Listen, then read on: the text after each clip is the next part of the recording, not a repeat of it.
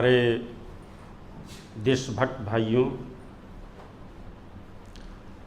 और बहनों, हम सबको मैं आज इस विशेष सेशन के लिए आप सभी को देख करके बहुत खुश हूँ। और खुशी का कारण यह है कि सब सुलझे हुए लोग हैं और आपकी इस देशभक्ति को मैं सशक्त नमन करता हूं कि आप अपना ये 6 दिन का समय निकालना कोई साधारण काम नहीं है, लेकिन आपका समाज के प्रति, राष्ट्र के प्रति कितना समर्पण है यह इसका सबूत है कि आप इस देश में व्यवस्था का परिवर्तन हो और यह देश शोषण मुक्त हो, इसके लिए आप के अंदर किस तरह का उत्साह है ये आज देखने को मिल रहा है। और मैं सबसे पहले आप सभी को सादर नमन और वंदन करता हूं।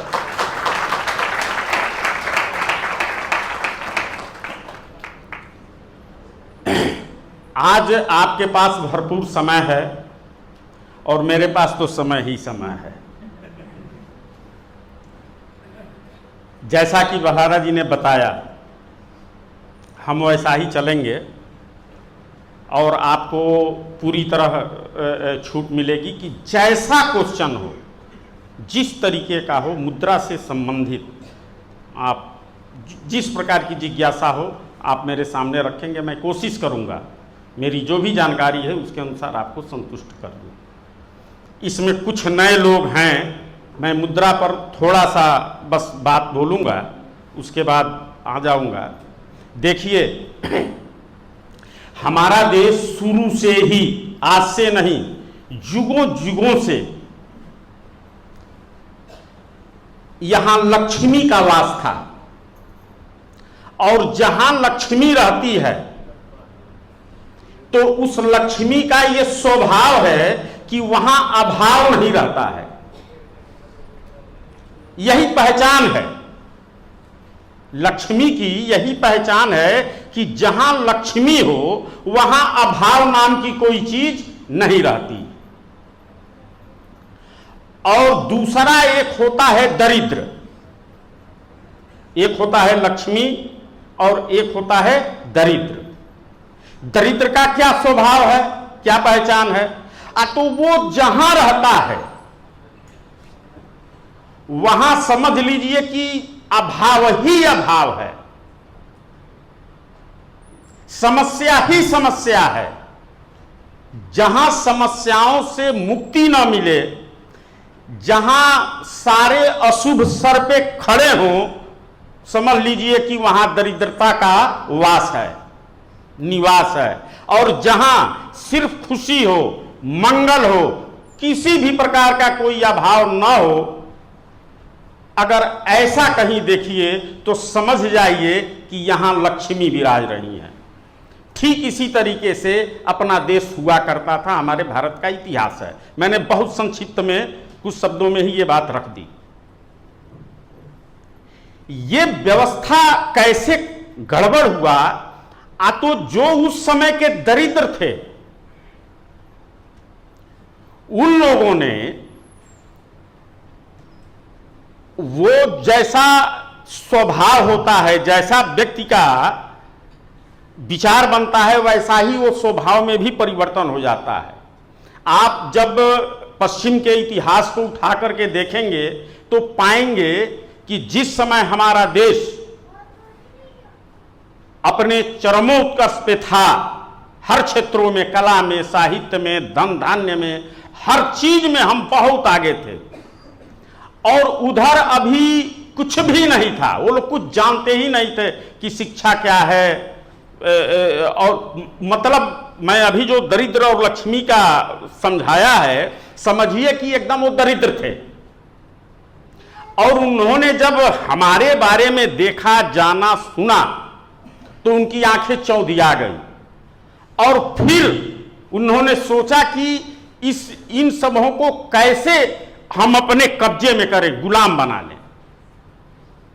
और यहीं से ये पश्चिमी आक्रमण शुरू होता है और करीब आज 300 साल पहले जब अंग्रेज आते हैं, वहीं से सारी व्यवस्था की गड़बड़ी शुरू की जाती है। और उनका दो पर विशेष रूप से हमला था। एक था शिक्षा पे, क्योंकि वही ज्ञान था हमारे देश का, जो हर व्यवस्था को ठीक करने में ज्ञान की ही जरूरत पड़ती है। और हमारे देश का प्रथम, ये मैं कहूँगा कि अगर कुछ था इस देश का, सबसे बड़ी चीज़ थी कि इस देश के लोग ज्ञानी हुआ करते थे। अनपढ़ और गंवार तो थे ही नहीं।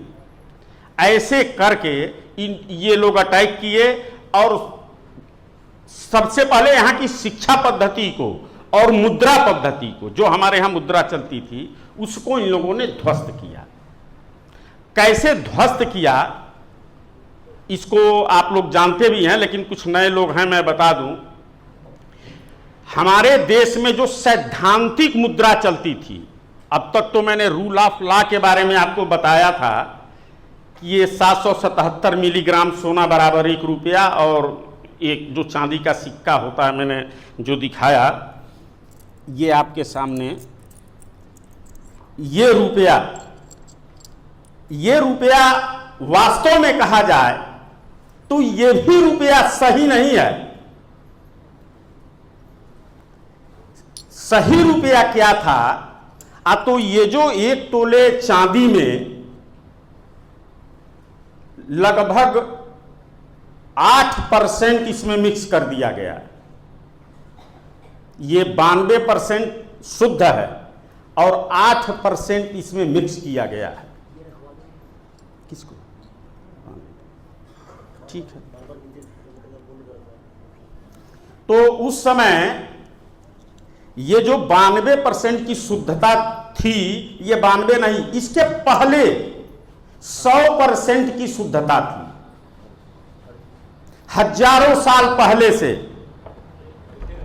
नहीं, नीचे रखिए, नीचे रख दो, नीचे बस यही रख दो, ये हाँ हो जाएगा, ठीक है। बस इसको वहाँ रख दीजिए। हाँ हो गया, अब ठीक हो गया, एकदम सही है। इस व्यवस्था को कहां बिगाड़ा गया? देखिए, ये छोटी सी चीज थी और आगे चल के कैसे कैसे इन अंग्रेजों ने इसको तोड़ा है।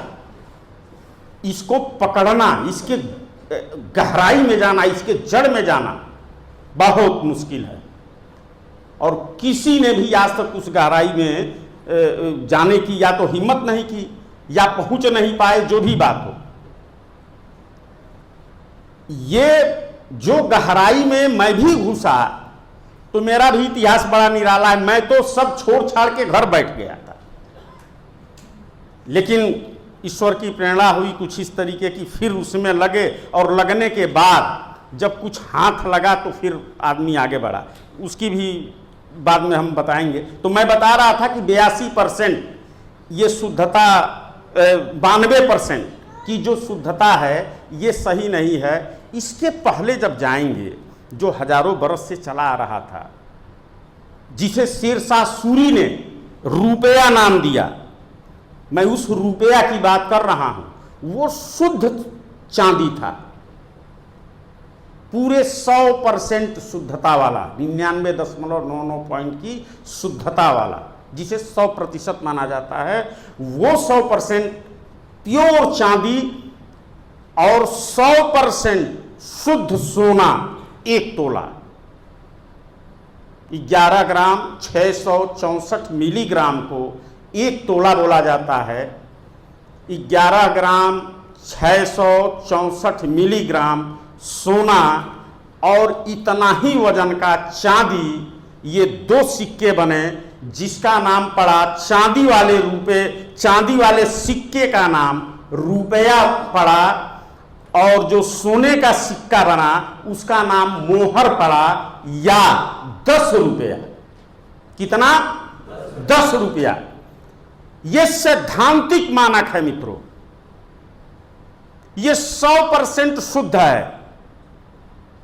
जैसे सूर्य पृथ्वी सूर्य की परिक्रमा 365 सही 1/4 दिन में करती है, यह सिद्धांत है। इसको दुनिया की कोई संसद न घटा सकती है ना बढ़ा सकती है। ठीक उसी तरीके से ये जो रुपया बना वह 1 तोला कितने का, 1 रुपये का नाम पड़ा, 1 तोला शुद्ध चांदी का। और जो सोना का मुहर उसको नाम दिया गया, जो सोने का सिक्का था उसका नाम दिया गया मोहर। वहीं से मुहर शुरू होता है और रुपया शुरू होता है। यह शेरशाह सूरी ने इसका नामकरण किया रुपये का। और यहां से वो चला, उसमें कितने का संबंध था, एक संबंध है 10, यानी 1 मोहर बराबर 10 रुपए चांदी के। यही सिद्धांत है रुपये का। शुद्ध चांदी बराबर 1 तोला है। यह क्रम चलता आया। जब अंग्रेज आए तो उन्हीं के लिखे हुए, रिसर्च किए हुए जो रिसर्चर हैं, हमारे पास वो सारी पांडुलिपि है उनकी, जो रिसर्च की बुक है वो सब है, उसमें पूरा फिगर दिया है कि 1780 या 90 है कि उसमें क्या इन्होंने मानक रखा, फिर बाद में क्या रखा, ऐसे करके पूरा 100-150 साल का उसमें है। तो ये लोग जब आए अंग्रेज, तो पहले तो शुद्ध रखा जैसा चलता था, लेकिन अब ये सब सोचे कि इस रुपये को कैसे, इसको कैसे बना दिया जाए कि ये जो आज लेन देन का माध्यम बना है, जो बिल्कुल किसी का शोषण नहीं हो रहा है, तो कुछ ऐसा किया जाए कि ये शोषण का माध्यम बन जाए। और तब उन्होंने उसमें प्रथम बार मिक्स किया, और जो मिक्स किया वो सिक्का वजन में ज्यादा था। देखिए कितने दिमागी थे, उन्होंने सोचा कि पहले मिक्स देंगे, तो उसका नाम उन्होंने दिया कि भाई देखो ये मिक्स इसलिए किया गया है कि इसमें मजबूती रहेगी, कम घिसेगा, इसलिए इसमें मिक्स किया गया। और उतना वजन, लगभग 1 ग्राम वजन उसका ज्यादा था, 1 तोला से ज्यादा था। वो भी सिक्का है हमारे पास। वह सिक्का लगभग 10 साल 5 साल चला। फिर उसके बाद वो जो बढ़ा वजन था, ये बिल्कुल नई चीज, मैं अभी इसको नहीं बताया हूं आपसे, क्योंकि ये बड़ी गहरी चीज है। हमने सोचा आपको इसको बताने की कोई जरूरत नहीं, इसलिए मैंने कभी चर्चा नहीं की। उसमें उन्होंने और कम कर दिया, जो बढ़ा था वजन अब उसको निकाल दिया और पूरा 1 तोला में बना दिया। ऐसे करके वो चलता रहा। और ये एक्ट नहीं बना था, ये 1835 के पहले की ये बात है। और उन्होंने इस तरीके से भारत में अपना ये लॉन्च किया। और 1835 में पहली बार इन्होंने एक्ट बनाया, जिसका नाम दिया क्वाइनेज एक्ट 1835। और उस 1835 में यही बन के आया, यही सिक्का और यही कानून आज भी इसका स्टैंडर्ड माना जाता है। और चूंकि हम लोग कानूनी लड़ाई लड़ते हैं, इसलिए हम भी यही मानते हैं कि चलो आप जो सिक्का ये दिए हो और कानून अगर यही है शुरू से ही सैकड़ों साल से आ रहा है, तो हम भी इसी को मानते हैं। और जो हमारी लड़ाई विधिक छिड़ी हुई है, हम लोग इसी रुपये के बारे में कहते हैं। हम जो रुपया रखते हैं आज बड़े बड़े लोगों के सामने कि भाई देखो ये भी रुपया है और ये भी रुपया है और एक आज का ये भी रुपया है, ये लोहे वाला है जो आजकल चल रहा है, और ये भी रुपया है, सब पर 1 रुपया ही लिखा है। तो इसमें कौन सा असली रुपया है, कौन सा नकली रुपया है, ये बड़े बड़े लोगों के बीच भी रखा गया है। यहां तक कि ये मामला सुप्रीम कोर्ट में भी रखी गई है। और मैं आपको बताऊं, अभी 20 तारीख को, पिछले 20 तारीख को हमारी जो गिरफ्तारी हुई थी, यहां करोड़ों अरबों का जो लोन रुक गया था खीरी लखीमपुर जिले में, यूपी में, तो वहाँ हमारी वो मुकदमा चलता है। तो उसमें कुछ ऐसी घटना घटी कि वकील ने मुझसे कहा कि वर्मा जी आप अपनी बात को जरा जज साहब से कहिए। हमने कहा ठीक है, मैं कह दूंगा। उसमें कुछ फॉल्ट हुए थे, तो हमारे वकील साहब बड़े नाराज़ थे, तो उन्होंने उस बात को तारीख पे रखा था अपने जज महोदय के सामने। तो ये हुआ कि श्रीमान ये बड़ा संवेदनशील मामला है और हम चाहते हैं कि वर्मा जी से आप थोड़ा सा 2 मिनट का समय आपसे चाहेंगे। वो तैयार थे कि ठीक है बुलाइएगा, हम सुनेंगे। मैंने वहाँ इस चीज़ को रखा, अभी हाल की घटना है, मुश्किल से 1-1.5 महीना हो रहा है, और हमने कहा कि श्रीमान ये रुपया है, इस रुपये को हम बाजार में अभी लेकर के जाते हैं तो हमें लगभग 50 किलो गेहूं मिल जाता है। इस रुपया को हम लेकर के जाते हैं तो लगभग 25 किलो गेहूं मिल जाता है, और इस रुपया को लेकर के जाते हैं तो 1 कप चाय भी नहीं मिलता है, और एक पेपर करेंसी भी था। हमने कहा श्रीमान इसमें कौन सा असली रुपया है, कौन सा नकली रुपया है, यही आप इनसे पूछ के हमको बता दीजिए, बैंक वालों से। हमने कहा कि सब पर 1 रुपीस 1 रुपीस 1 रुपीस लिखा है, तो हम इसमें किसको असली माने और किसको नकली माने। फिर हमने पेपर करेंसी भी निकाली, और पेपर करेंसी में जो गवर्नर का वचन खंड लिखा हुआ है, हमने उसको भी उनके सामने रखा। मुश्किल से 5 मिनट का समय मिला था, और 5 मिनट में ही पूरी अदालत सन्न रह गई ये सुनने के बाद। प्रत्यक्ष उन लोगों ने देखा, और इसमें तो प्रमाण की कोई जरूरत ही नहीं। आप कहते कहते मर जाएंगे, लेकिन किसी के पल्ले ये बात नहीं पड़ेगी। लेकिन जब सामने आपके ये चीज रख दी जाएगी, तब तो आपको मानना है ना। हमारे कार्यकर्ताओं को कितना प्रॉब्लम होती है, कितनी समस्या होती है सच को आज स्वीकार करने में। क्योंकि आप देखिए, वह बात भी उस व्यक्ति की दोष नहीं है। वो साधारण जो किसान है, मजदूर हैं, व्यापारी हैं, कर्मचारी हैं, ये उनका दोष नहीं है। सैकड़ों साल की मित्रों गुलामी में हम लोग जिए हैं, मानसिक रूप से बिल्कुल हम गुलाम हो चुके हैं।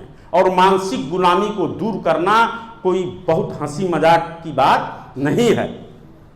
आप भी पहले नहीं मानते थे, लेकिन जब आपके भी दिमाग में ये बात घुसा कि भाई देश में कुछ गलत हो रहा है, तब आपके अंदर एक वो अग्नि ज्वली, और आज आप सब लोग यहां इकट्ठे हैं। और आने वाले समय में इसको याद रखिए कि आने वाले समय में इतने लोग आएंगे कि आपकी कल्पना से ये दूर की बात है। इतने लोग आएंगे, ये आप सोच भी नहीं सकते। क्योंकि थोड़ा ये चीज पहुंचने तो दीजिए। मैं कभी, जैसे अभी बलहारा जी ने कहा कि कोई ये वीडियो नहीं बनाएगा, हम चुपचाप बैठे हैं, आप लोगों के ही बीच में आते हैं, आम जनता के बीच में अभी नहीं निकल पा रहा हूं। मैं इस तरीके का कभी सोचा भी नहीं था कि ये भी अवसर आएगा। लेकिन हमारी जो रणनीति है, हमारी जो सोच है, उसके अनुसार हमको अभी इन सब चीज़ों से बचना है। बस कुछ दिन और इस बारे में हम लोग भी तो कुछ सोच रहे हैं ना, क्योंकि देखो जिससे हम लड़ने जा रहे हैं ये कोई नई लड़ाई आप नहीं लड़ रहे हैं, सैकड़ों साल से लड़ते हुए चला आ रहा है। लोग जो भी हमारे देश में क्रांतिकारी हैं, उन सभी लोगों ने अपने अपने तौर तरीके से इस लड़ाई को लड़ा है। ये जो आप लड़ाई लड़ने जा रहे हैं वो एक तीर से कई हजार निशान है। आप ये मत समझिए कि आप यहां गांव में जो लड़ने जा रहे हैं या गांव में एक जो कार्रवाई आप कर रहे हैं एक कर्जदार की, वो कार्रवाई सिर्फ उस तक नहीं फायदा और नुकसान पहुंचा रही है, ये सीधा जो बड़े बड़े ठेकेदार बैठे हैं, बैंकर्स, जो पूरी दुनिया को मुट्ठी में किए हैं, ये चोट उन पे पहुंच रही है। हम लोग चूंकि उन लोगों की बात यहां नहीं करते, लेकिन बटन यहां दबता है और मिसाइल वहां जाके गिरती है। ये समझ लीजिए। अभी तो ये छोटे छोटे आ रहे हैं ना, अभी देखिए क्या क्या होने जा रहा है। इसीलिए हम लोग एक रणनीति के तहत अपना वो सब कुछ तैयार कर रहे हैं जिससे हम आगे की लड़ाई अपना बढ़िया से बढ़िया तरीके से उसको लेकर के रखें। देखिए, परिवर्तन करना, मैं कभी वैसी बात नहीं बोलता हूं, लेकिन मैं बता दूं कि परिवर्तन करना मुझे लगता है ऐसा, मैं गारंटी तो नहीं लेता, लेकिन मुझे ऐसा लगता है कि अब चुटकी का खेल है। आप सिर्फ तैयार हो जाइए, आप तैयार हो जाइए। मैं कोई छोटी सी बात नहीं बोल रहा हूं, मैं बहुत बड़ी चीज बोल रहा हूं कि परिवर्तन करना अब कोई बहुत बड़ी बात नहीं है। बस हमको अब तैयार होना है, गांव गांव में लोगों को खड़ा करना है, इसलिए कि जब परिवर्तन हो तो वो अपना आदमी इस परिवर्तन को संभाले, नहीं तो फिर यही चोर चिगार चले आएंगे, यही चोर डकैत चले आएंगे, तो सारे काम, सारी मेहनत सब विफल हो जाएगी। इसलिए आपको इस मामले में सजग रहना है। ये लोग रुपए के माध्यम से घुसे देश में और देश को ऐसा दरिद्र बनाया कि बताइए, उस चांदी के रुपए को लोहा में बदल दिया, लोहा में बदल दिया। अभी आप जाइए किसी सुनार के दुकान, किसी सराफे की दुकान पे, आप सोना मांगिए और आपको पीतल दे दे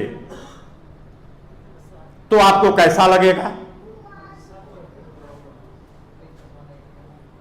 अगर आप चांदी मांगे, आपको लोहा उठा कर दे दे, आपको कैसा लगेगा? ठीक वही हाल आज हो रहा है। मैं आपको बताऊं, 1835 में जब ये चीज आई, पहला कानून जब रुपए का एक्ट जब जारी किया ईस्ट इंडिया कंपनी ने, तो उसका कलकत्ता में जबरदस्त विरोध हुआ। ये मैं भी नहीं जानता था, मैं जब रिसर्च पढ़ रहा था तो उसमें लिखा है कि कलकत्ता में 1935 में 1835 में जब पहला एक्ट ईस्ट इंडिया कंपनी ने जारी किया, तो उस समय बहुत बड़ा विद्रोह हुआ था कलकत्ता में, जिसको ये बलपूर्वक दबा दिए और इस तरीके से वह दबा और ये जबरन एक्ट लागू किया गया। पहले ये जब आई इस देश में तो इनके पास 3 ही प्रमुख हथियार थे। मैं बता दूंगा आपको, ईस्ट इंडिया कंपनी का मुख्य काम ही था रुपए का धंधा करना। वो जब किसी राजे महाराजे को पर कब्जा करते थे किसी राज्य पर, तो क्या करते थे? उनको अपनी मुद्रा देते थे कि आप मेरी मुद्रा को चलाएंगे, या तो समझौता उसका होता था कि आप समझौता करें और समझौता करके अपनी मुद्रा को देते थे चलाने को कि आप हमारी मुद्रा चलाइए, क्योंकि ये पहचान है किसी भी राष्ट्र की, ये संप्रभुता है मुद्रा। तो एक तरफ उस राज का चिन्ह रहता था और दूसरे तरफ ईस्ट इंडिया कंपनी का या ब्रिटेन के महारानी का फोटो रहता था। ये है भी, ये सब सिक्के मिल भी जाएंगे। ये अध्ययन में सब हमको देखने को मिला। तब मुझे लगा कि ओहो, इन सबों का मुख्य काम ही मुद्रा बाजार था। जैसे आजकल ये तमाम बड़ी बड़ी बहुराष्ट्रीय कंपनियां हैं ना, कोई कुछ बेच रही है, कोई कुछ बेच रही है, ऐसे ही इन्होंने रुपए का बाजार शुरू किया। हमारे देश में कभी रुपये का, अर्थशास्त्र में कहीं रुपये का बाजार है ही नहीं, क्योंकि रुपया कोई वस्तु नहीं है। ये रुपया कोई वस्तु नहीं है, रुपया एक मापक है, यह एक स्केल है। और दुनिया में कहीं भी स्टैंडर्ड नहीं बिकता है, ये स्टैंडर्ड है। अगर इसको अभी गला दिया जाए तो चांदी कहा जाएगा इसको, तब फिर कोई रुपया नहीं कहेगा। जैसे आप समझिए, ये पंखा है, कोई अभी कह दे नहीं ये तो लोहा है, तो कोई मानेगा लोहा है? अरे भाई, पंखा, इसका रूप बदल दिया गया है तो लोहा, लेकिन उस लोहे का रूप बदल गया तो क्या हो गया? पंखा।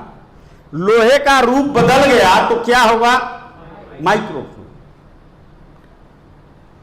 वही लोहा, उसका रूप बदल गया, कार हो गई, रेल इंजन हो गया, लोहा ही है, लेकिन उसका रूप जो भी पड़ा वही नाम हो गया। ठीक उसी तरीके से यह है तो चांदी, लेकिन इसका रूप किसमें ढाल दिया गया? रुपए में, तो वह क्या हो गया? रुपया।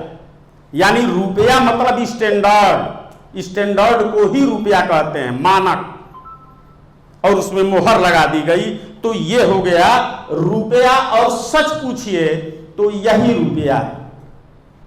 बिना मानक का, बिना स्टैंडर्ड का रुपया हो ही नहीं सकता। जैसे 1000 ग्राम को ही 1 किलोग्राम कहा जाएगा। 1 ग्राम भी कम हो जाए या 1 ग्राम अधिक हो जाए तो फिर वो रुपया नहीं है, किलोग्राम नहीं कहा जाएगा, वो अवैध हो जाएगा। ठीक उसी तरीके से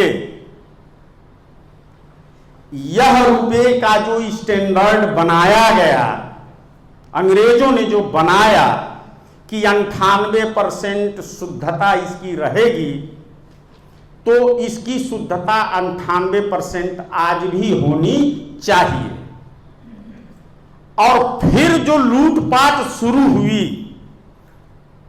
तो 1935 आते आते भारतीय रिजर्व बैंक की स्थापना अंग्रेजों ने किया। ये क्यों जरूरी था? अंग्रेजों ने, इसके पीछे बहुत बड़ा कारण था।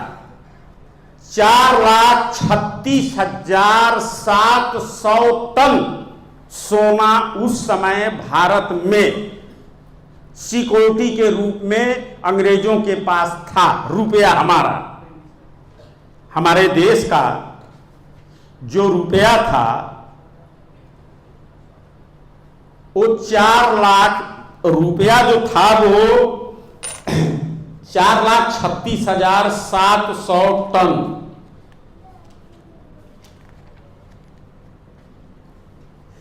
कुल रुपया 3,744,000 करोड़, ये सिक्योरिटी मनी थी उनके पास रुपए में। उसमें सोने और चांदी ये दोनों रुपए थे। 3,744,000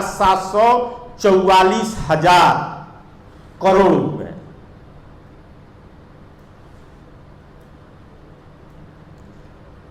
इसी रुपये को अगर हम सोने में कन्वर्ट करते हैं, क्योंकि उस समय चांदी और सोना दोनों में था, लेकिन हम सिर्फ सोने में अगर उसको बनावें तो कितना सोना होगा, मैंने उसको आपको बताया है कि 4,36,700 टन सोना ये था हम लोगों का वो सिक्योरिटी मनी के रूप में जमा ब्रिटेन के पास। 4,36,700 टन इसका सोना बनता है। 3,744 हजार करोड़। अब देखिए, ये 1862 से लेकर के 1862 से लेकर के और 1934 के बीच की ये पेपर करेंसी जो चली थी, उसकी ये सिक्योरिटी मनी थी। और भी कई चीज़ें की छोटी छोटी सी सिक्योरिटियाँ थी, लेकिन मुख्य रूप से ये रुपए की ही सिक्योरिटी है जो इतना अंग्रेजों के पास आज भी इस देश का इतना पड़ा हुआ है। लेकिन मांगेगा कौन?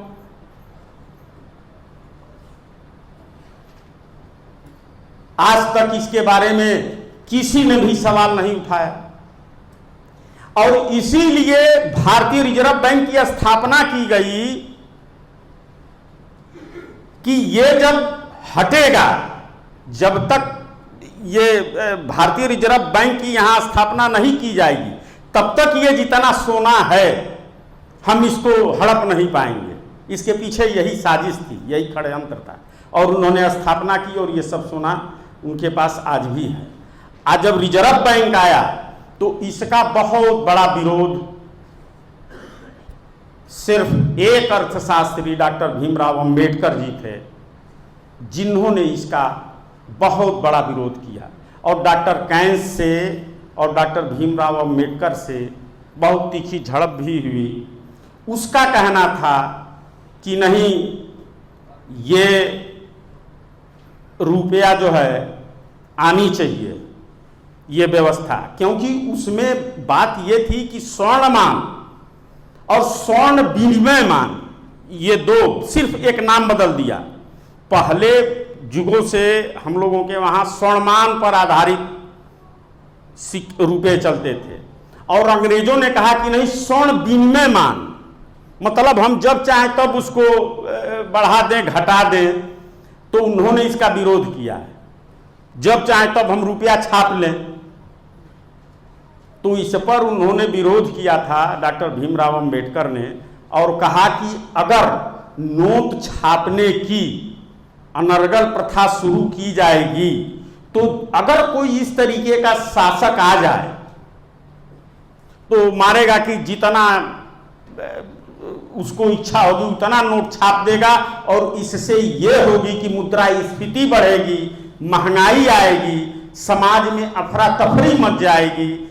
इसलिए यह भारत के हित में यह चीज नहीं है, स्वर्णमान ही श्रेयकर होगा, ये डॉक्टर भीमराव अंबेडकर ने कहा। लेकिन इन लोगों को तो लाना था, रिजर्व बैंक की स्थापना करनी थी, केंद्रीय बैंक लाना था ब्रिटेन को, तो उन्होंने नहीं माना, और एक तरीके से अंग्रेजों की जीत हुई और यहाँ आरबीआई की स्थापना हुई, भारतीय रिजर्व बैंक, जो आज भी ये है। और ये समझ लीजिए कि इनकी क्या स्थिति है ये कहने लायक नहीं है। ये मैं समझ रहा हूँ कि ईस्ट इंडिया कंपनी से भी खतरनाक ये हैं और इस देश को चलाने वाले हैं अर्थ के क्षेत्र में।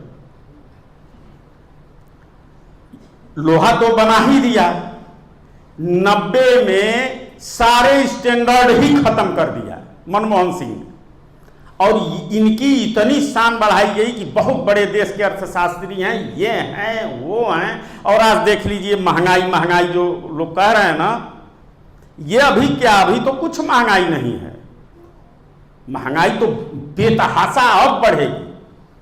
इतनी अफरा तफरी मचेगी कि अब ये मुद्रा को लेकर के इस समय क्या है, आप देख रहे हैं ना, बाजार में कौन ऐसी वस्तु है जो उपलब्ध नहीं है? बताइए, कौन ऐसी चीज है जिसकी कमी है? सब कुछ बाजार में उपलब्ध है, लेकिन आपके पास पैसा नहीं है। हम देख रहे हैं कि बाजार में हर पकवान मौजूद है, हर मिठाई मौजूद है, लेकिन हमारे जेब में पैसा नहीं है कि मैं उसको खरीद के खा लूं। जबकि भारत में ऐसा कभी नहीं हुआ, यहां मुद्रा की कभी कमी नहीं थी। अगर पुराने इतिहास को देखा जाए तो वस्तु की कमी थी, वस्तु नहीं मिलता था। आज स्थिति उलट हो गई, वस्तु पूरा बाजार में पड़ी है और जेब में पैसा नहीं है। मुद्रा का सिद्धांत, अर्थशास्त्र यह कहता है कि मांग और पूर्ति पर महंगाई और सस्ताई आती है और जाती है। जैसे बाजार में 100 कुंटल गेहूं की प्रतिदिन खपत है, मांग है 100 कुंटल की। मान लीजिए 1000 कुंटल अगर जो आ जाए गेहूं, तो उस गेहूं का दाम घटेगा कि बढ़ेगा? घटेगा, क्योंकि मांग थी 100 की और आ गया 1000, तो उसकी दाम घटेगी। अच्छा, मान लीजिए मांग है 100 की और आ जाए 10 कुंटल, तब क्या होगा? बढ़ जाएगा। यही सिद्धांत है अर्थशास्त्र का, यही सिद्धांत है कि मांग और पूर्ति पर, जब मांग की अपेक्षा पूर्ति ज्यादा हो जाती है तो वस्तु की कीमत घट जाती है, और मांग की अपेक्षा अगर पूर्ति कम हो तो महंगाई बढ़ जाती है। क्योंकि मांग है 10 की और 2 ही उपलब्ध है, तो उसकी कीमत बढ़ जाएगी। आज जरा आप कल्पना कीजिए, जिस समय देश में किसान, या मतलब अपने देश में सन 1970 की ही तुलना मैं करूं, इस देश में गेहूं 50 पैसे किलो बिकता था, 50 रुपए कुंटल। एक किसान 1 कुंटल गेहूं अपनी उपज बेचता था तो 50 रुपए पाता था। उस समय लगभग 200 रुपया तोला सोना हुआ करता था, लगभग 54 भर सोना उसको मिल जाती थी। कहने का मतलब कि 1 कुंटल गेहूं बेच करके 54 भर सोना या करेंसी के रूप में 50 रुपए पाता था। आज वही किसान 1 कुंटल गेहूं जब बाजार में लेकर के जाता है तो यही सरकारें कहती हैं कि हम आपका दाम बढ़ा दिए, और उसको 2000 रुपए दिया जाता है। उस 2000 में आधा ग्राम भी सोना नहीं मिलता। 54 भर का मतलब हो गया लगभग 3 ग्राम सोना, और आज उसको आधा ग्राम भी सोना नहीं मिलता। हम आपसे पूछ रहे हैं, उसका दाम बढ़ाया गया है कि घटाया गया है? जबरदस्त घटाया गया है, जबरदस्त घटाया गया है।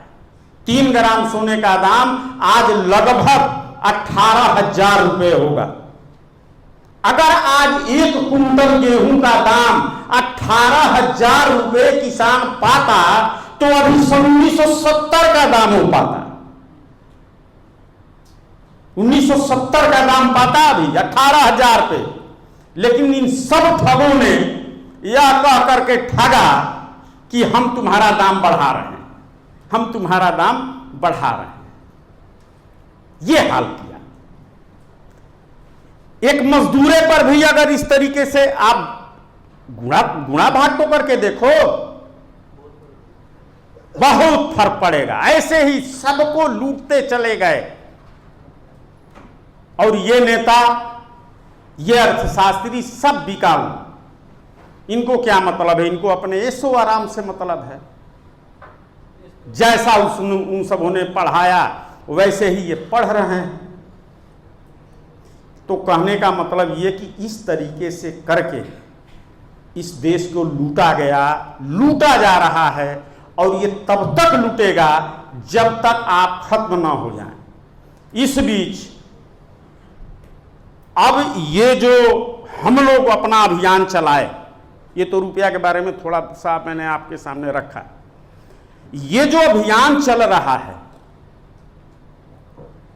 इस अभियान में देखिए ये कोई नई चीज आपके सामने नहीं है। जो भी चीजें आपको दी गई हैं, इस सब चीज का प्रैक्टिकल हो चुका है। उसमें हमारी गिरफ्तारी भी हुई है, हम जेल में भी रहे हैं, आज भी मुकदमा वो चलता है।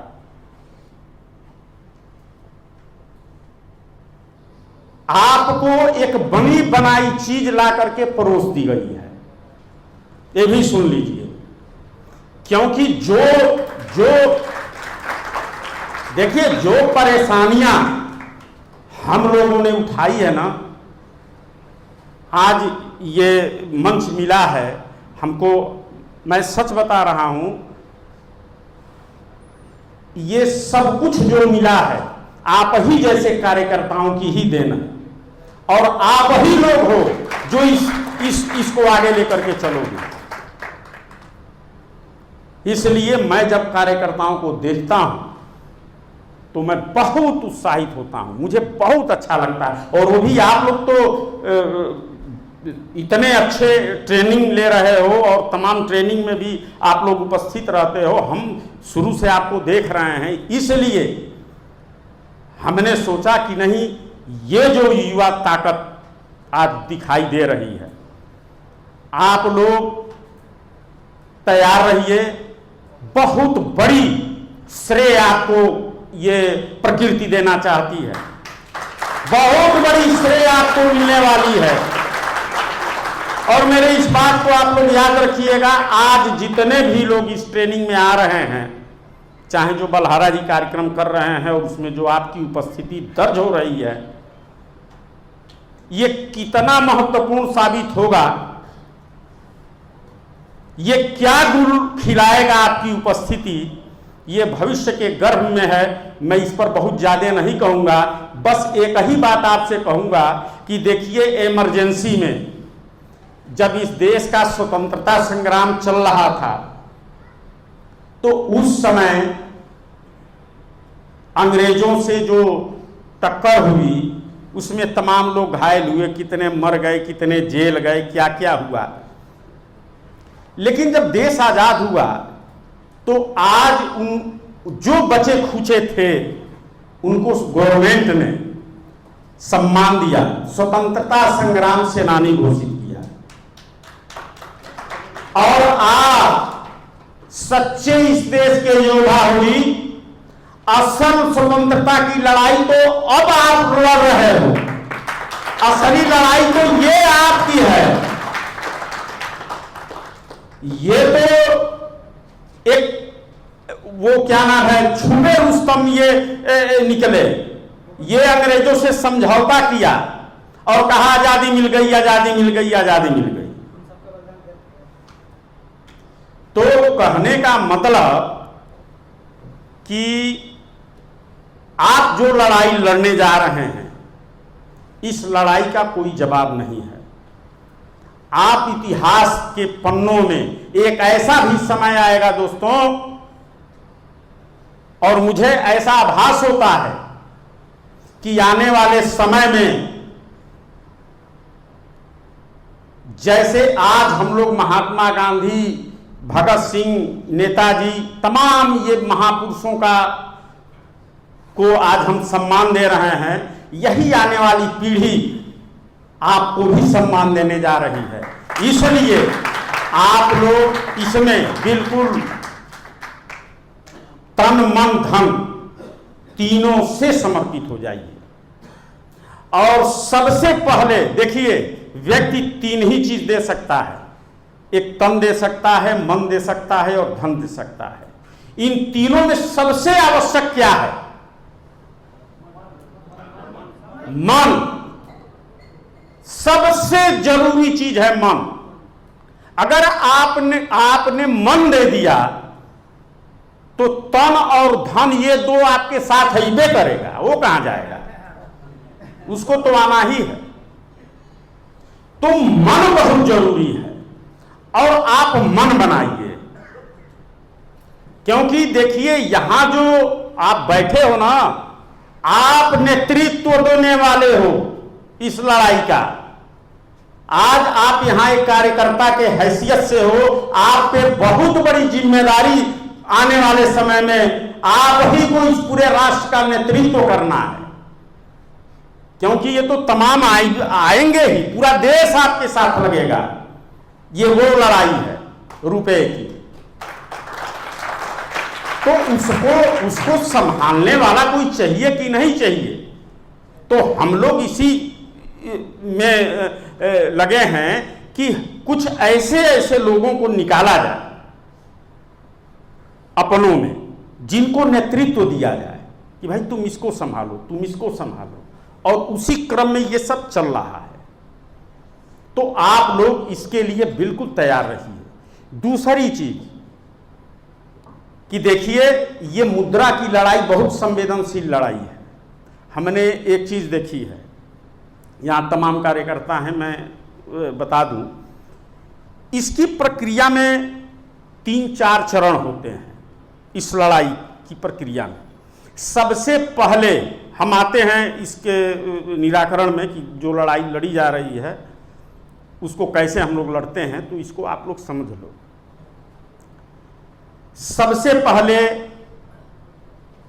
जो मुद्रा की लड़ाई है कर्ज वाली, उसमें सबसे पहले आवेदन लगाया जाता है। आवेदन के बाद उस केस की क्या स्थिति है, अगर तुरंत नीलामी पे चढ़ी है या जब्त होने वाली है, तो वो स्थिति देखने के बाद उसमें आरटीआई, फिर धारा 80 की नोटिस, और फिर उसमें अगर कोई बात आ जाए तो एफआईआर, और तब जाकर के उसके मुकदमे की ड्राफ्टिंग तैयार होती है। इतने चरण इसमें आते हैं, और उसमें तमाम दस्तावेज हम लोगों को देना पड़ता है। उसमें 14 पन्ने से लेकर के, अगर 4 पन्ने की आपकी आवेदन होगी तो उसमें 14 पन्ने का दस्तावेज लगता है, और वह जाता है आवेदन में, एक जगह नहीं जाता है। वो आवश्यकता के अनुसार ये कितने जगह कहाँ, वो सब जो हमारी टीम है वो देखती है। उसमें वकील वगैरह सब लोग हैं, उनसे राय लिया जाता है कि इसमें क्या क्या किया जाए। तो वो लोग बताते हैं कि इसमें ये चीज़ होगी, इसमें इतने जगह भेजो, इसमें इतने जगह। अभी तो 17-18 जगह आईटीआई लगवाया। तो कुछ लोगों के अंदर हमने ये चीज़ देखा है कि ये जो कार्रवाइयाँ हो रही हैं, तो इसमें कुछ लोग जो फील्ड में काम करने वाले लड़के हैं वो चालाक भी बन रहे हैं। तो मैं एक निवेदन करूंगा, भाई देखो, आप चालाक मत बनो। ये छोटी मोटी चीज आप नहीं लड़ रहे हो। इसमें कदम जो भी रखा जाता है, बड़ा फूंक फूंक करके कदम रखा जाता है। आप अगर कुछ भी करोगे अपने मन से तो आप फंस जाओगे। इसलिए आज खुल करके आपके पास जो भी प्रॉब्लम हो, जिस तरीके की बात हो, आप लोग खुल करके बात कर सकते हैं। तो मैं ये कह रहा था कि इस लड़ाई में जो ये मुकदमे लगाए जा रहे हैं उसमें आप सावधानी बरतिए। उसके लिए पूरा सिस्टम मैंने बलहारा जी से बात की है, क्योंकि देखिए इस मामले में कोई भी अगर ये चाह दे कि मेरा भी चलेगा तो मेरा भी चलने वाला नहीं है। अगर हम बना दिए हैं कि ये व्यक्ति इस काम को देखेंगे तो उनके काम में हस्तक्षेप कतई हम नहीं करना चाहते हैं और न मैं किसी को करने देना भी पसंद करता हूं। मैंने अगर ये कार्य बलहारा जी को सौंप दिया है तो बस सौंप दिया है। हमारे पास बहुत से फोन आते हैं, हमसे बहुत सारे लोग कहते हैं कि सर ये चीज है, जरा आप हमको बता दीजिए। मैं सीधा कहता हूं जाओ बलहारा जी के पास, तुमको जो समझना है हमसे समझो, आपको जो समझना है आप हमसे समझ लीजिए, और कोई समस्या हो बताइए, मैं बलहारा जी से कह के आपकी समस्या का सॉल्व करवा देता हूं। लेकिन ये चाहेंगे कि मैं कुछ करूं तो आप चाहें कुछ भी कर लो, ये डोलने वाले नहीं हैं। इसको आप बिल्कुल दिमाग से निकाल दीजिए। मैंने जब एक बार इनको सौंप दिया है कि बलहारा जी आप देखेंगे, आप नेतृत्व करेंगे, तो इन्हीं को करना है। हाँ, उन्होंने अगर किसी को सौंप दिया कि भाई आप इनको देखिए, सेना में क्या होता है, डिसिप्लिन। अगर उसने सौंप दिया कि आप इस काम को देखिए तो आप देखिए, कुछ आगे पीछे मत देखिए, आप बिल्कुल निष्ठा से और ईमानदारी से उस काम को करते जाइए, क्योंकि अगला सब कुछ देखता है। वो जिम्मेदारी, जिसके ऊपर जो जिम्मेदारी रहती है उसको पूरा करने के लिए वो भी अपना एक भी असर छोड़ता नहीं है कि हमारे कार्यकर्ता को कोई प्रॉब्लम हो उसको तुरंत सॉल्व किया जाए, चाहे ये चीज़ बताई जाए। और उसमें भी बलहारा जी का नेतृत्व मैंने बहुत नज़दीक से देखा है। देखो, मैं पूरे देश में घूमा हूँ, मैं एक चीज़ बता देता हूँ आप लोगों को, और हर जगह जाने का अवसर भी मिलता है, और मैं बहुत पहले से इस काम को करता आया हूं। और मैंने अगर बलहारा जी को ये काम सौंपा है तो मैं ऐसे नहीं सौंपा हूं, बिल्कुल नहीं। मैंने उस वीर को समझा है कि इसके अंदर क्या है, और आप लोगों ने अगर सहयोग दे दिया, हम सबने मिलकर के उस व्यक्ति को सहयोग दे दिया, तो मैं जो चाहता हूं कि इस देश में परिवर्तन हो, तो मुझे पूरा पक्का यकीन है कि उसमें डॉक्टर देवेंद्र बलहारा जी एक बेहतरीन व्यक्ति साबित होंगे, इसमें कोई दो राय नहीं। तो इसमें आप लोग बिल्कुल कार्यकर्ता हैं। हाँ, मैं एक उनकी कमजोरी जो पकड़ा हूं वो भी आपसे बता देता हूं, दूसरा कोई नहीं उतना साहस करेगा। देखो भाई, देवेंद्र जी कभी कभी कुछ थोड़ा कड़ा भी बोल देते हैं, तो उसको आप लोग बुरा मत मानना। वो ऊपर से सिर्फ बोलते हैं, अंदर के वह व्यक्ति अंदर से बहुत नेक आदमी, बहुत बेस्ट आदमी, वो आपके लिए बोलते हैं। ये मत समझिए कि वो अपने लिए कुछ बोलते हैं, वो आपके अंदर कुछ देखे होंगे इसलिए आपको डांट रहे हैं, चाहे बोल रहे हैं, समझा रहे हैं, उसको आप कतई बुरा मत मानिए। तो ये चूंकि अपनी बात हो रही है तो उसमें हम आपसे ये बात इसलिए कह रहा हूं कि देखिए, हमारे पास भी बहुत ज्यादा कार्यकर्ता हैं।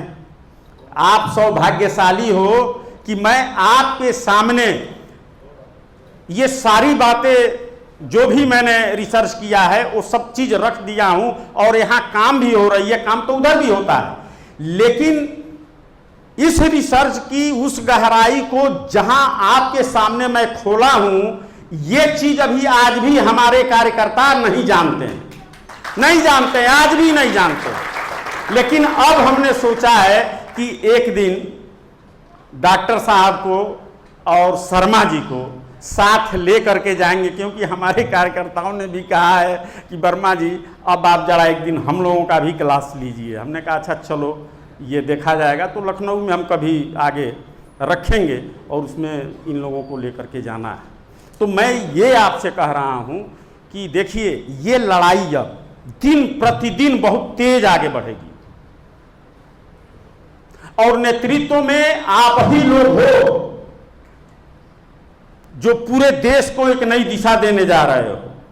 तो आप लोग अब इसके लिए पूरा मन बना लीजिए और जिसके लायक जो कार्य हो वह आदमी ले ले। इसमें आपको पीछे रहने की कोई जरूरत नहीं है, क्योंकि इतिहास, आप एक इतिहास बनाने जा रहे हैं। और अब ये लड़ाई इतनी आगे बढ़ चुकी है कि मुझे लगता है कि अगर यही गति रही तो हम लोग 6 महीने से 1 साल के अंदर बहुत बड़ा काम करने जा रहे हैं। और मुझे लगता है कि 24, ये 23 है ना, 2023 है, 24 शायद कहीं परिवर्तन का वर्ष ना हो जाए। मैं ये भी बता, बस थोड़ा सा आप लोग सजग हो जाइए और बुद्धि से काम लीजिए, दिमाग से काम लीजिए। आपस में कभी कोई ऐसी बात न हो जिससे कोई मनोबल किसी का टूटे या किसी कार्यकर्ता का मनोबल गिरे। ये आप लोगों के बुद्धि का, ये परीक्षा का भी समय है। तो इस दौर को देखिए, इसमें कुछ लोग, आप जो लड़ाई लड़ रहे हैं ना, इस लड़ाई में वो भी जो दुश्मन बैठा है वो भी अपना आदमी भेज सकता है, वो भी आप ही जैसे बात विचार व्यवहार रखेगा, लेकिन उसका कुछ चलेगा नहीं। इसलिए नहीं चलेगा कि हम सत्य के रास्ते पर हैं, हम एक सिद्धांत को अपनाए हुए हैं, इसलिए उसकी यहां कुछ चलने वाली नहीं है। तो इसलिए हम यही चाहेंगे कि आप लोग बिल्कुल एकजुट हो करके और इसमें जितना भी कार्य हो सके आप लोग तन मन धन से इसमें जुट जाइए। और मैं अब चाहूँगा कि अगर आप लोग कुछ पूछना चाहें तो पूछिए, क्योंकि पूछने पर भी बहुत से अच्छी अच्छी चीज़ें आ जाती हैं। नमस्कार वर्मा जी। जी, ये सवाल किसी और के रेफरेंस में पूछ रहा हूँ मैं। ग्रुप 9 से एक सवाल आया है, हाँ, अगर आपको सही लगेगा तो आप इसका जवाब देंगे। जैसा कि आपने बताया कि पहले मोहरें और सिक्के का जो चलन था, तो क्या आपके पास उस समय के सिक्के और मोहरें मिल गए हैं आपको, और आपको ये कैसे पता चला और कहाँ से पता चला, ये क्या आप हमसे साझा कर सकते हैं? बिल्कुल, ये सवाल। हाँ, बहुत अच्छा, बहुत अच्छा। ऐसा है, आपने पूछा कि ये सिक्के हैं, तो मित्रों कुछ सिक्के तो हैं, और जो सिक्के मैं जैसे आपको ये दिखा रहा हूं, मैं इस तरीके की बात कर रहा हूं जो मेरे पास सिक्के के रूप में है, नहीं तो प्रमाणित हमारे पास दस्तावेज है जो हमने आरबीआई से निकलवाया या अभिलेखागार दिल्ली से मैं निकलवाया, वो सब चीज़ें प्रमाणिक हैं हमारे पास, उसमें किसी चीज़ की ज़रूरत नहीं है। तो ये जो आपने सवाल पूछा है सिक्के के बारे में, तो मैं आपको बता दूं कि ये सब सिक्के प्रमाणित सिक्के हैं हमारे पास। कुछ तो चांदी के हैं, लेकिन उस चांदी के सिक्के का उतना मोल नहीं है जितना कि प्रमाणित इन्हीं के अभिलेखागार से निकाले गए प्रमाणित जो कागज से निकाले गए हैं, वो प्रमाण वाली चीज है। तो ये दोनों प्रकार की चीजें हैं हमारे पास। किसी भाई का कोई साथी का कोई सवाल जवाब हो, मैं माइक वहां पहुंचा दूंगा, आप बात कर लेंगे। आइए।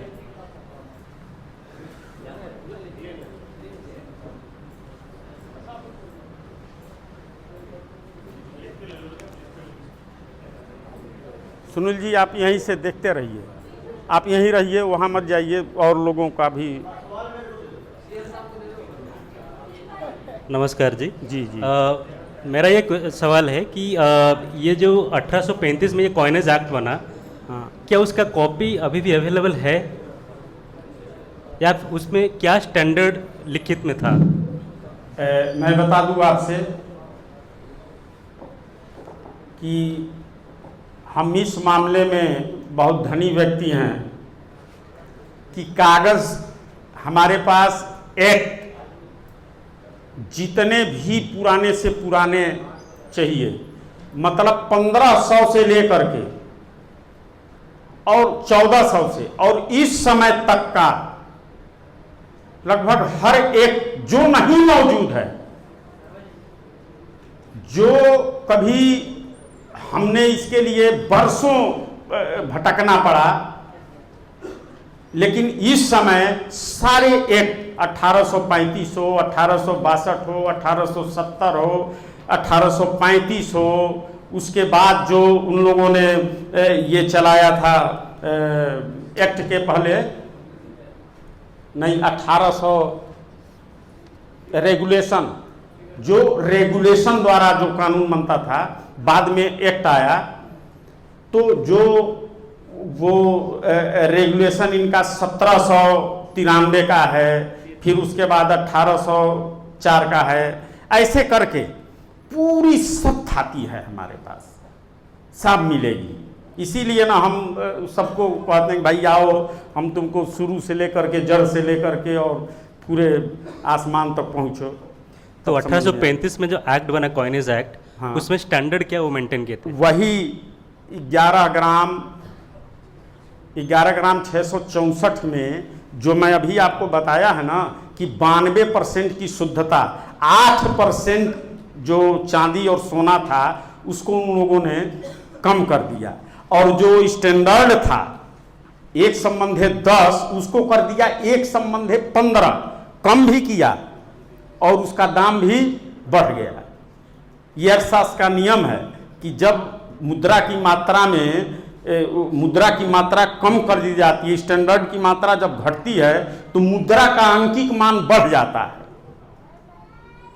तो इसलिए जब वो घटाया और 10 का 15 कर दिया, यानी एक मुहर के लिए जो व्यक्ति 10 रुपये खर्च करता था, अब वही मोहर को लेने के लिए 15 रुपये, यानी 1.5 अब उसको मेहनत करनी पड़ती है। अरे कोई मान लो दिन भर में काम किया तो 10 रुपया पाया, एक मुहर मिल गई, तो अब 1.5 दिन काम करेगा तब ना 15 रुपया पाएगा, और वो भी जो मुहर पाएगा उसमें 8% घटा हुआ पाएगा। दोनों बातें थी। तो उसका एक है, सब है उसमें लिखा है, 1835 में ही उसकी क्वांटिटी सब निर्धारित की गई है।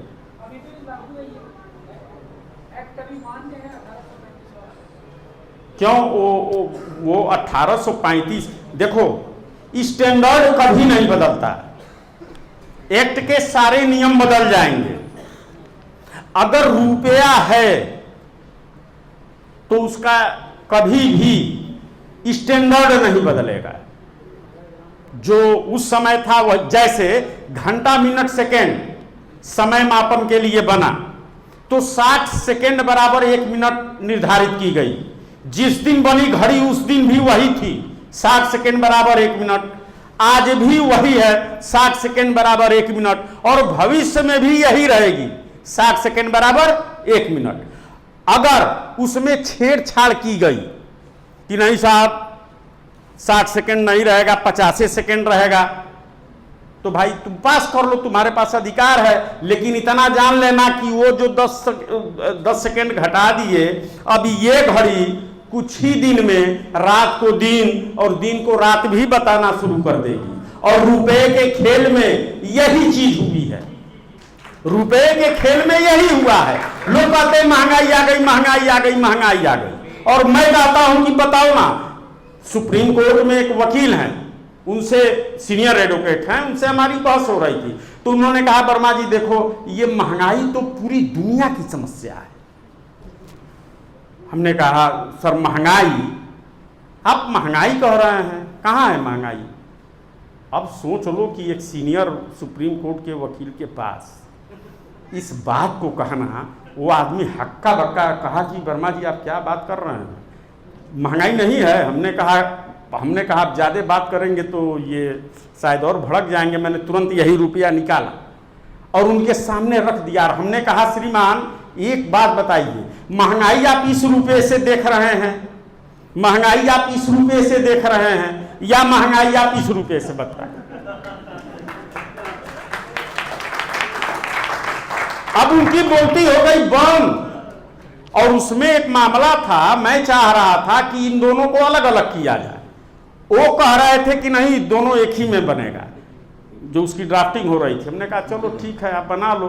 2-4 साल पीछे तो कहीं कुछ मामला उनके समझ में नहीं आ रहा था, तो वो चूंकि हिंदी नहीं बोल पाते हैं, दक्षिण भारत के, तो उन्होंने अपने जूनियर से कहा कि ऐसा है जरा वर्मा जी से इस पर डिस्कस कर लेना और इस बातों पर थोड़ा डिस्कशन कर लेना। वही डिस्कस हमारी हो रही थी, और जब इस बात को रखा गया तो उनकी बोलती हो गई बंद, और उन्होंने कहा ऐसा करो इस मामले को अलग कर दो और इस मामले को भी अलग कर दो।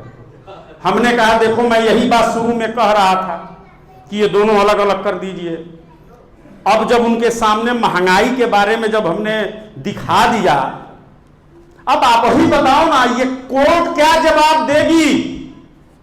अगर उससे कहा जाए आप ये सरकार क्या जवाब देगी? अगर इसके सामने कहा जाए बताओ तुम किस रुपए से महंगाई बता रहे हो, इस रुपए से बता रहे हो कि इस रुपए से बता रहे हो कि इस रुपए से बता रहे हो, तो इनके पास कोई जवाब है ही नहीं। ये तो नेता हैं, ये कुछ भी बोल देंगे, लेकिन कोर्ट तो सुनेगी ना। कोर्ट में तो नेतागिरी चलेगी नहीं किसी की। तो ये बात है जो आपने पूछा था, तो आप संतुष्ट हो गए? हाँ, अब बताइए। सुनील बोलो। हाँ जी, वर्मा जी कल संजीव भाई चर्चा कर रहे थे, तो हाँ। एक सवाल कहीं थोड़ा सा कंफ्यूजन में थे कई साथी कि एक बार तो रुपए की बात आती है चांदी के स्टैंडर्ड पर, हाँ और एक बार बात आती है सोने के स्टैंडर्ड पर। हाँ, तो जब इन दोनों का कनेक्शन देखते हैं तो एक रुपया जो सोने वाला है वो 770 मिलीग्राम है, तो वो दोनों का बराबर मैं बता रहा में कैसे आ मैं गए? बता रहा हूं। ऐसा है, देखिए इस समय आप मेरा जो भी व्याख्यान आप सुनेंगे, हम सिर्फ गोल्ड स्टैंडर्ड की बात करते हैं। चांदी के स्टैंडर्ड का बहुत कम चर्चा मैं सिर्फ बताने के लिए करता हूं कि रुपया ये है, ठीक है। गोल्ड स्टैंडर्ड इसलिए कि 1893 में ब्रिटिश इंडिया गवर्नमेंट ने एक एक्ट पास की, हाँ, कि चांदी का स्टैंडर्ड नहीं रहेगा, गोल्ड स्टैंडर्ड रहेगा। स्टैंडर्ड तो दोनों का था। अब इसका मतलब यह कि सरकार जो भी लेन देन करेगी वो गोल्ड स्टैंडर्ड में ही लेन देन करेगी। और आपने सुना होगा कि भारत में अंग्रेजों ने किसानों से कर लेना भी सोने के रूप में शुरू किया था। आपने इतिहास में पढ़ा होगा, सुना होगा। ये वही एक्ट जब पास हुआ तभी वो किसानों पर लागू हुआ, नहीं तो पहले किसान चांदी का भी रुपया दे देता था, अपना जो अनाज बोता था उसमें से भी लगान के रूप में दे देता था। लेकिन ब्रिटिश इंडिया गवर्नमेंट ने कहा कि नहीं, लगान के रूप में अब हम गोल्ड लेंगे, माने सोने का सिक्का लेंगे, हम मुहर लेंगे। तो ये 1893 में, जो 1899 में, सॉरी 1899 में ये गोल्ड स्टैंडर्ड पास हुआ, और उस समय से ये गोल्ड स्टैंडर्ड भी आज भी मान्य है। यही गोल्ड स्टैंडर्ड आज के डेट में भी, चांदी आप जाएंगे ना तो लॉ में गोल्ड स्टैंडर्ड ही चलता है, क्योंकि वह नियम आज तक नहीं बदला गया। आज भी आरबीआई गोल्ड ही रखती है, चांदी नहीं रखती है। आज भी आरबीआई गोल्ड ही रखती है, चांदी नहीं रखती है। और आ जाइए, देखिए उलट यहां अभी नेताजी के बारे में मैं चर्चा कर दूं। नेताजी सुभाष चंद्र बोस ने जो मुद्रा अपनी बनाई, उसका सबसे पहले तो उन्होंने रजिस्ट्रेशन करवाया। वह मुद्रा जो भारत में लॉन्च किया, वो आज की नहीं मुद्रा है, वो हजारों बरस पहले जो मैंने आपसे बताया है ना कि सैद्धांतिक मुद्रा जो बिल्कुल 100% शुद्ध थी, वह चीज नेताजी ने अपनाया अपना, बरसों पुराना, जिसमें लूटपाट का कहीं कोई जगह नहीं था, और उन्होंने स्वर्ण मान नहीं माना नेताजी ने। इसका बड़ी अजीबो गरीब कहानी है, लेकिन मैं आपको बता दूं मोटा मोटी कि नेताजी ने यही चांदी का सिक्का चलाया जो ईस्ट इंडिया कंपनी ने 98% 8% घटा दिया था। उन्होंने कहा नहीं, ये सिद्धांत है, इसमें कोई कटौती नहीं होगी। और सोना तो इन सबों ने हड़प ही लिया था, तो इसलिए उन्होंने स्वर्ण मान किनारे कर दिया कि नहीं, सोने नहीं, हम चांदी चलाएंगे। इन सबों ने चांदी को नहीं छुआ है, तो उन्होंने चांदी का सिक्का लेकर के चलाया। और वही पुराना स्वर्ण जो जुगों जुगों से चला आ रहा था, मानक, जब से मानक बना। और आपको यह भी जान करके आश्चर्य होगा कि ये मानक का जन्मदाता भारत ही है। रजत मान या स्वर्ण मान का जन्मदाता भारत है। इसीलिए भारत दुनिया में जाना जाता था कि भारत सोने की चिड़िया है।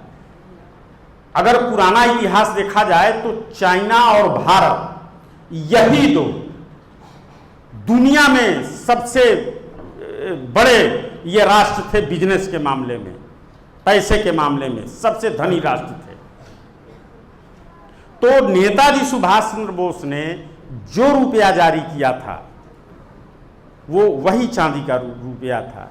उसको करेंसी, जो उसकी क्रय शक्ति क्या थी आपको नहीं पता है। किसी आजाद हिंद फौजी से जाके पूछिएगा, जो नेताजी तनख्वाह देते थे अपने सेना को, वो 5 रुपये 7 रुपये, किसी का 10 रुपये, किसी का 12 रुपये, यानी किसी का भी वेतन 20-25 50 से मेरा ख्याल है जो सबसे सर्वोच्च होगा उससे अधिक नहीं था।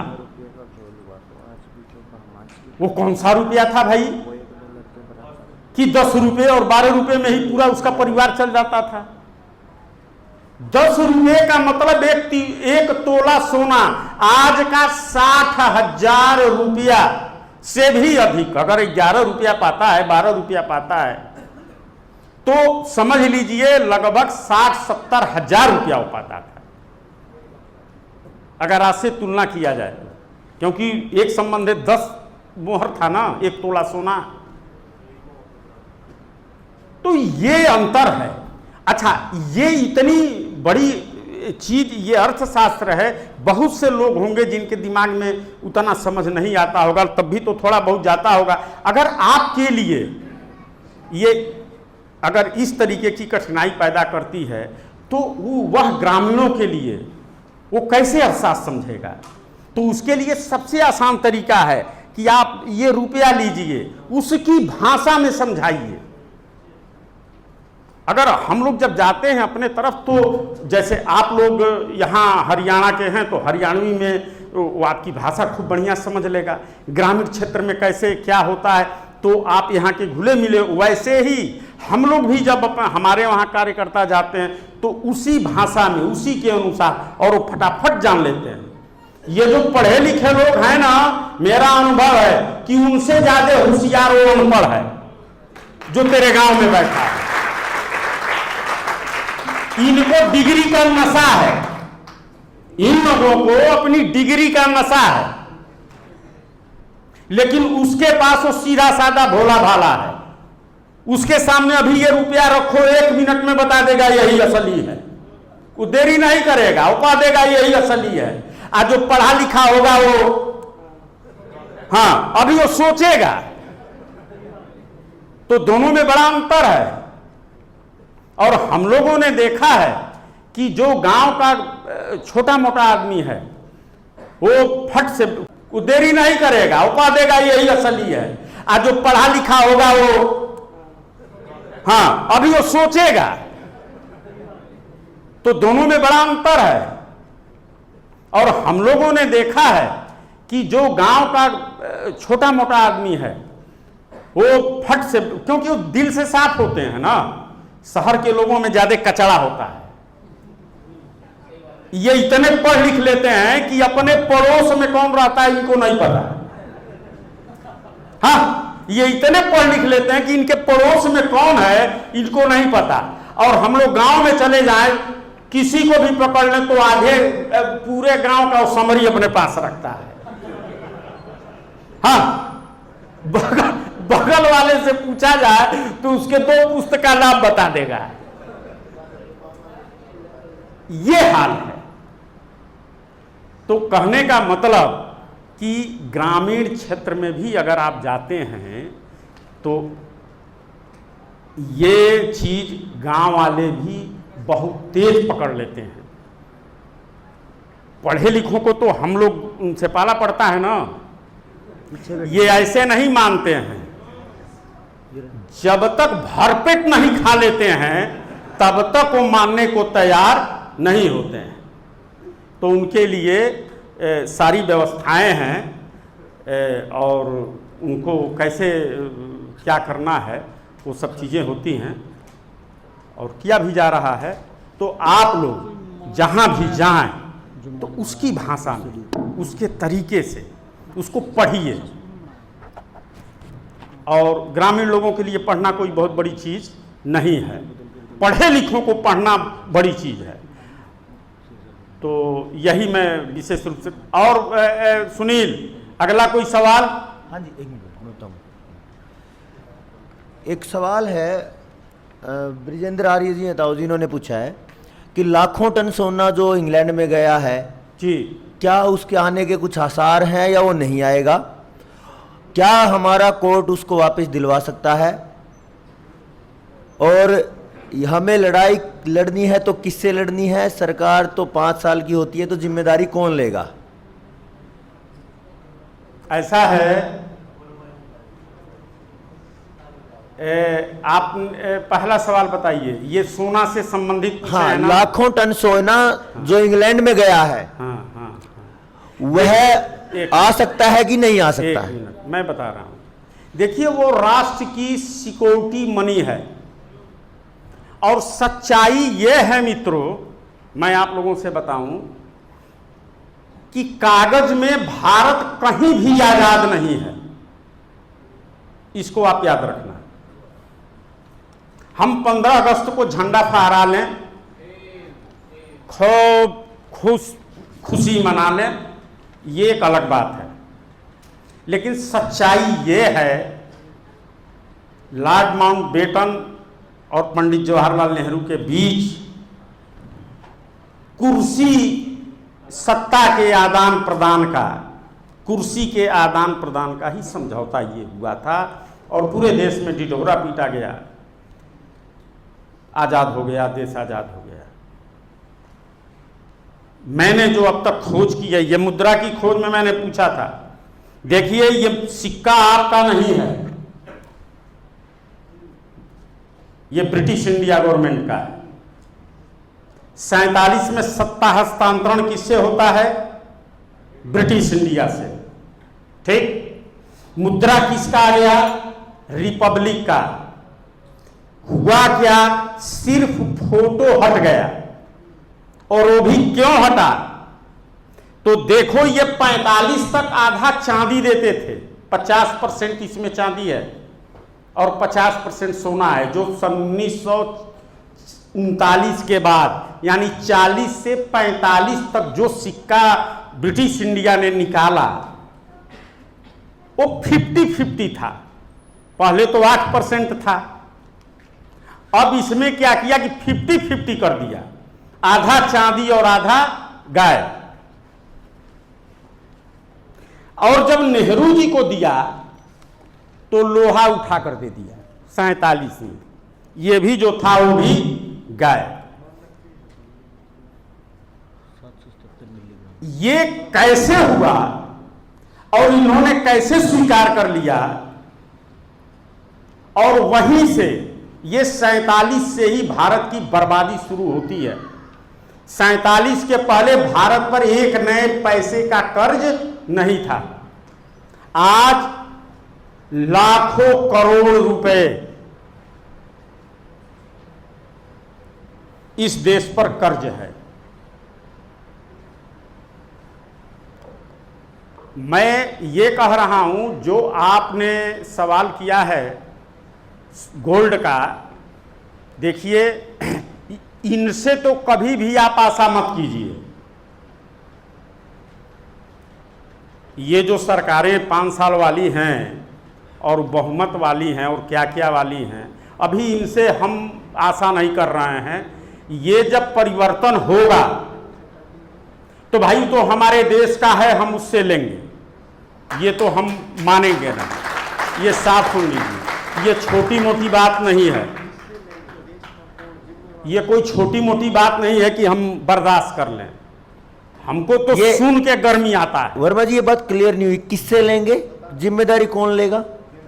किससे लेंगे उसकी पूरी लिखित है, दस्तावेज है, किस डेट में कितना लेकर के ये गए हैं। वर्मा जी, जी मेरा निवेदन आपसे ये है, वो जिम्मेवार कोई संस्थान, व्यक्ति कोई तो बनेगा ना, मतलब परिवर्तन होगा।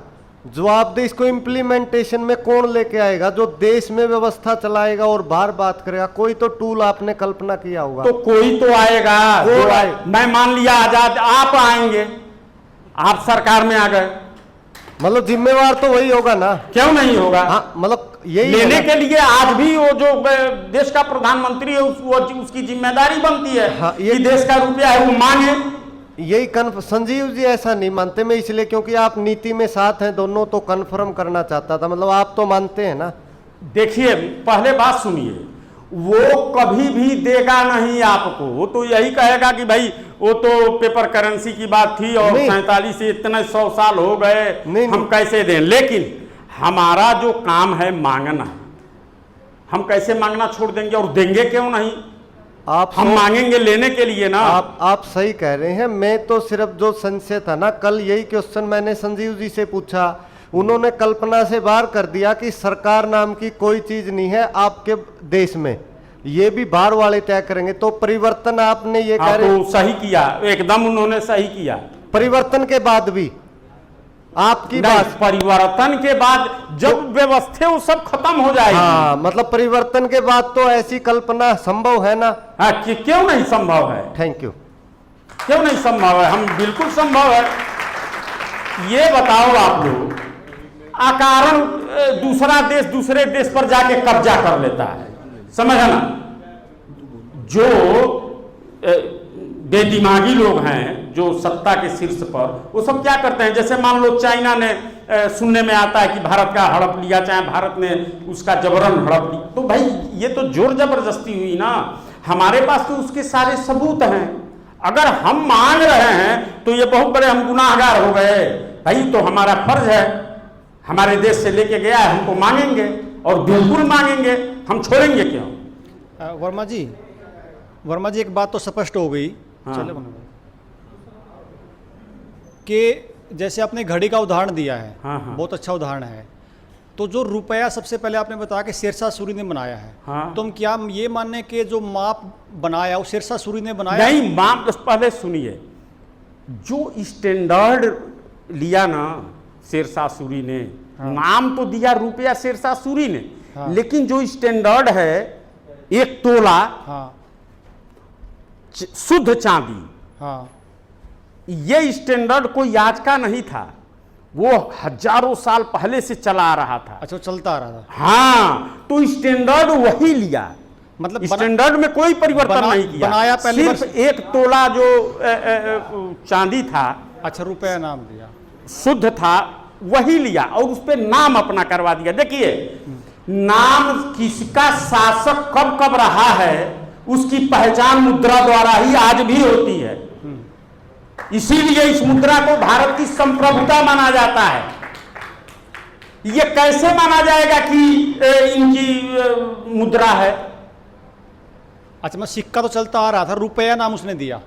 हाँ, रुपया उसने नाम दिया। जब ईस्ट इंडिया कंपनी आई तो उसने ईस्ट इंडिया कंपनी रुपया नाम दिया। आप देखिएगा, मैं सिक्का आपको दिखाऊंगा, ईस्ट इंडिया कंपनी रुपया उस पे लिखा रहता है। और सुन लीजिए, 1862 में जब ब्रिटिश गवर्नमेंट आई तो उसने लिखा गवर्नमेंट रुपया।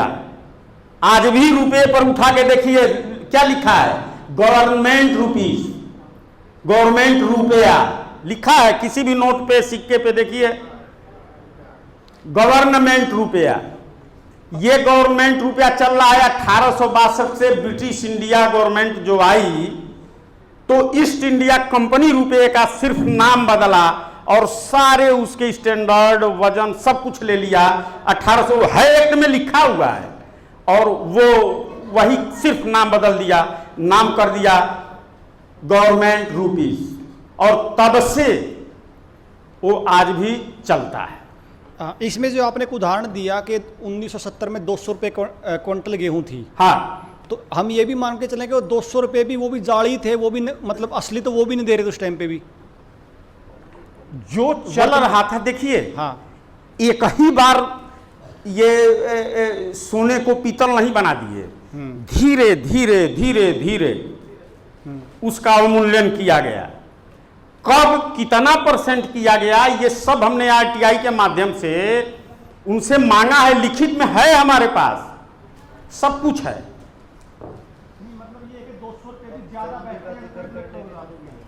अरे सुनो बाबू, ये भाई साहब, ये जैसे ही आप जितने ही पहले और पहले जाओगे, मालूम होगा कि 1 कुंटल उसके गेहूं का दाम, समझ लो कि आज फ्री में सब ले लिए, कुछ नहीं दे रहे हैं, वो शून्य है। ये जितना कहा जा रहा है ना, मैं तो सब सुनता हूं किसान नेताओं के बारे में। चाहे हम किसान नेताओं के बीच गए थे, यूपी में बहुत से किसान संगठन हैं, तो हमको लगा कि अब मैं क्या कहूँ यहाँ, हमको लगा कि भाई मैं यहाँ आकर के ठीक नहीं किया। वो सब लोग डर गए कि ये तो आ जाएगा तो पूरा हम लोगों का संगठन में खा जाएगा, खत्म कर देगा। मैं सच बता रहा हूँ, एक लाइन में मैं आपको बस बता दिया। और हमने कहा कि भाई देखो, हम इसके लिए नहीं आए हैं, हम कोई नेता नहीं हैं, हमको कोई नेतागिरी नहीं करनी है, हमको ना एमएलए बनना है, ना एमपी बनना है, ना मिनिस्टर बनना है, ना किसी पद की लालसा है, ना कोई प्रतिष्ठा चाहिए। ये चीज है, आप लोग इसको लेकर के फायदा उठाएं। तो वर्मा जी, इसका मतलब ये हुआ कि अब के बाद जो भी चर्चा करेंगे हम, वो हाँ। चांदी की जरूरत नहीं है करने की, और गोल्ड स्टैंडर्ड की ही बात करेंगे।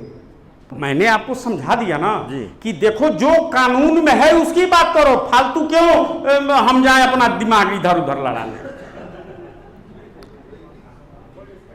देखो, लाफुली जब चलोगे ना तो ला ये सब नहीं देखता है, वो देखेगा कि संविधान में क्या लिखा है। पहले जो था हम लोगों के वहां न्याय होता था, न्याय। अब क्या होता है, फैसला होता है। अब न्याय नहीं होता है, फैसला होता है। फैसला कैसे होता है, तो जो आईपीसी सीआरपीसी की धाराएं हैं, आपराधिक धाराएं, अब संविधान और उसके देख करके कि इसमें इनको क्या सजा निहित है, इनको क्या देना है, तो वो जो मोटा पोथा है उसी में उनको फैसला देना है। तो अगर मैंने उसको अध्ययन किया तो ये पाया कि भाई इसके अनुसार तो हमको चांदी उदी का अभी इस समय नामे ही नहीं लेना चाहिए। हाँ, दिखाने के लिए कि भाई देख लो, ये चांदी भी चला था, ये सोना भी चला था। आप अगर ये सब नहीं होता तो आप विश्वास करते। अब तो डीजल ला रहे हैं ना, अब तो ये भी कुछ दिनों तक मिल रहा है, बाद में ये भी देखने को नहीं मिलेगा। अब हम लोगों के जो आने वाली पीढ़ियां हैं, 2-3 पीढ़ी बाद, ये सब कभी नहीं देखने को मिलेगा।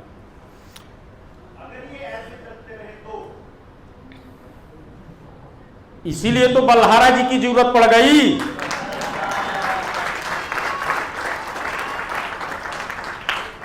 भाई आज अगर ये नहीं होता तो बल्हारा थोड़े ना हमको खोजते हुए गए, मैं खोजते खोजते बल्हारा के पास गया कि भाई ले लो ये।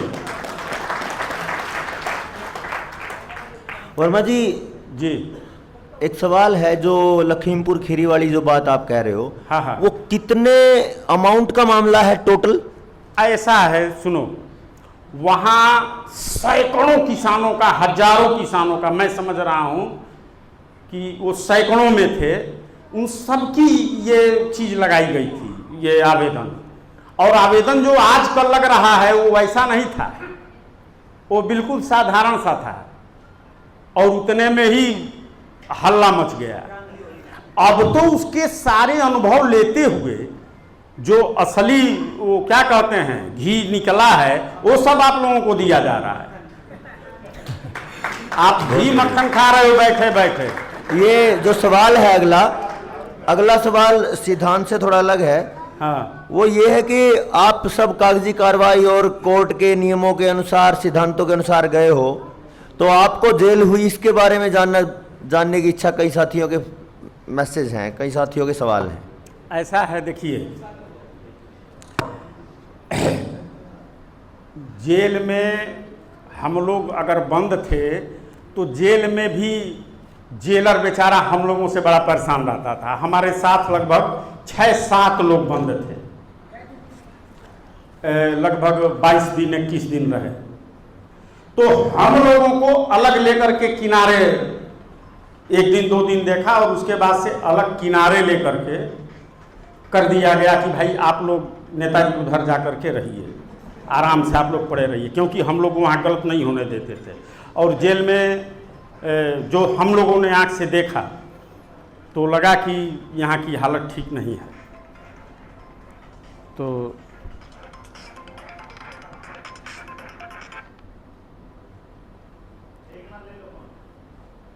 हाँ, फोन ले लो यार, साइलेंट है तब भी इसको रखो, अपने पास रख लो, कोई आए काट दे। तो मैं ये कह रहा था कि जेल का अनुभव बहुत सुखद रहा हम लोगों का, सिर्फ कहने का जेल था। और पूरे जेल में ही भाई ये सही बात थी, हम लोग जेल में भी आते थे, कैदी सब बैठते थे, उन सबको बताते थे, अरे सर ये बात है, अरे आप कहाँ थे?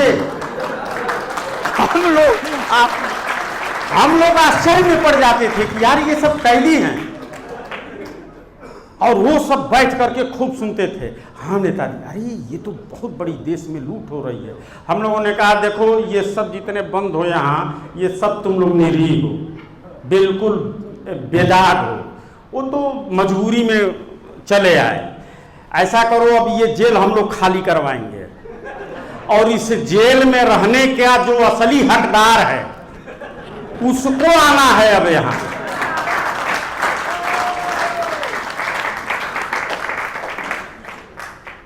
ये सही बात है, वहाँ जेलर भी बहुत परेशान थे। तो बाद में हमने उनको समझाया कि सर हम लोग ऐसी बात नहीं, ये बात है। वो जेलर भी सुना बेचारा, वो भी अरे देखो भाई हमारे जेल में। तो अब उसके बाद से सब फ्री कर दिया गया कि आप लोगों को जैसे इच्छा हो वैसे रहिए, लेकिन ये सब काम उचित नहीं है। हमने कहा सर हम लोग कुछ नहीं करते हैं, तो हम लोगों को अब अलग अलग बैरकों में भेज दिया। हमने कहा लो विनाश काले विपरीत बुद्धि, पहले हम लोग एक जगह थे, 2-4 आते थे, अब प्रभु को और कुछ मंजूर है तो उसने हर बैरक में भेज दिया। हम लोगों ने कहा बहुत बढ़िया, अब जो बाकी था वो भी पूरा होगा। तो अब सब लोग एक एक बैरक में ले लिया, पूरे बैरक में तहलका मच गया। अब सोच लीजिए हर बैरकों में, अरे 7 बैरक में हम लोग पहुंचे, 7 बैरक में चर्चा चली, बात चली और सब लोग एकदम खुश। आज सब वहाँ पट गया। जिस दिन हम लोग निकले वो बेचारे सब स्टाफ वाले, जाइए आप फिर मत आइएगा, दोबारा मत। चलिए वर्मा जी आप बैठ सकते हैं, अपना ही घर समझिए। हाँ चलिए।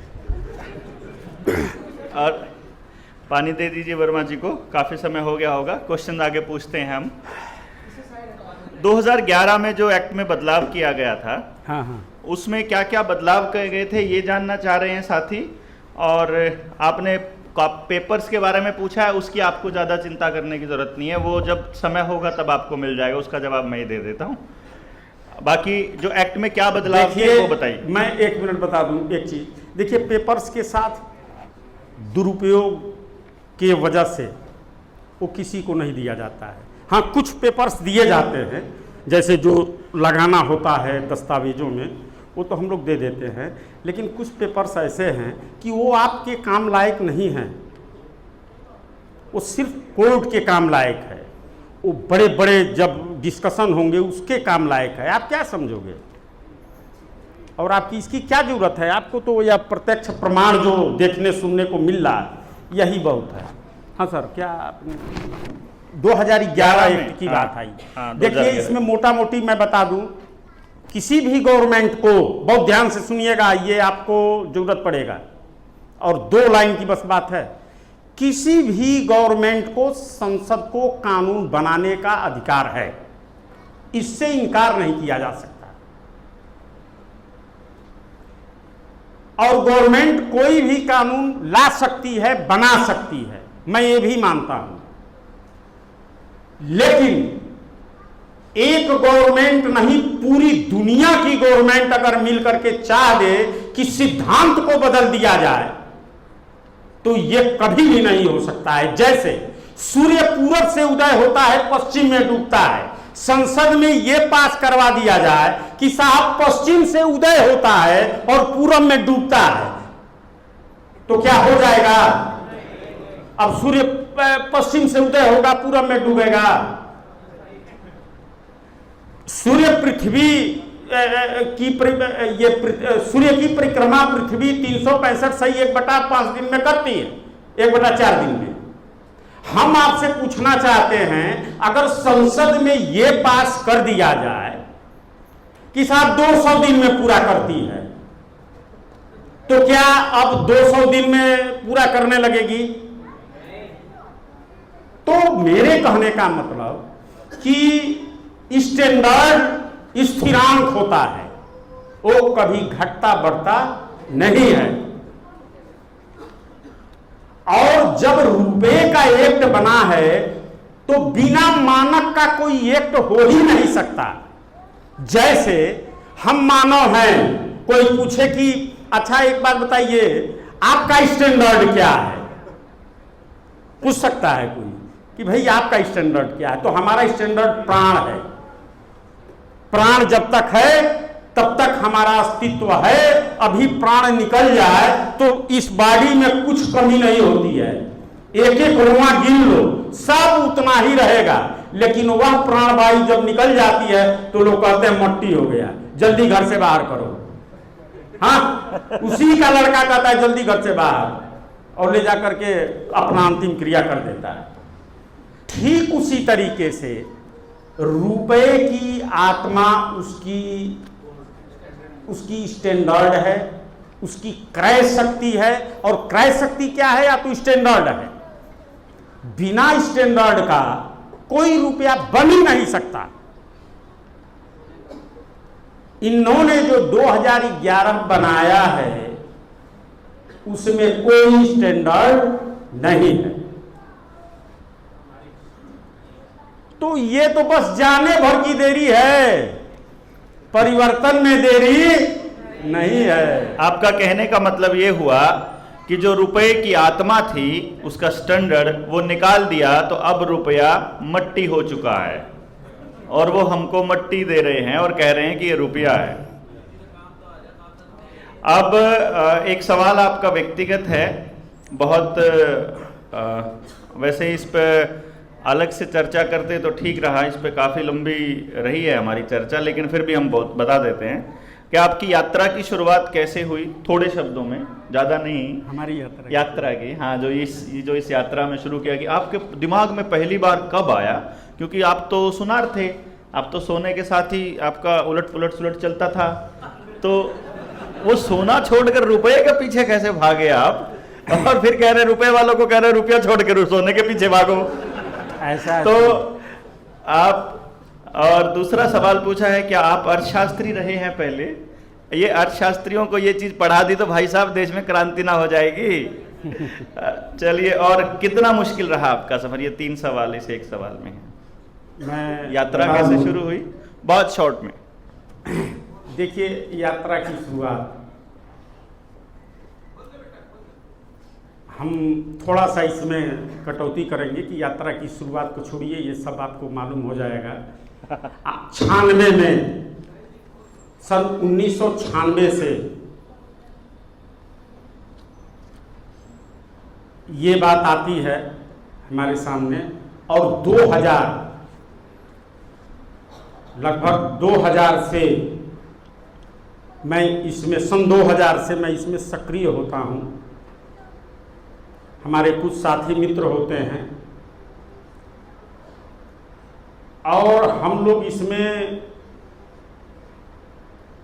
मेरा उसमें कोई बहुत ज़्यादा भूमिका नहीं था। मैं सच बता दूं, उस समय मेरी भूमिका बस यही थी कि मैं आर्थिक रूप से मदद करता था उन दोस्तों का जो इस काम में निकले थे, क्योंकि मेरी अपनी सराफी की दुकान हुआ करती थी, आज भी है।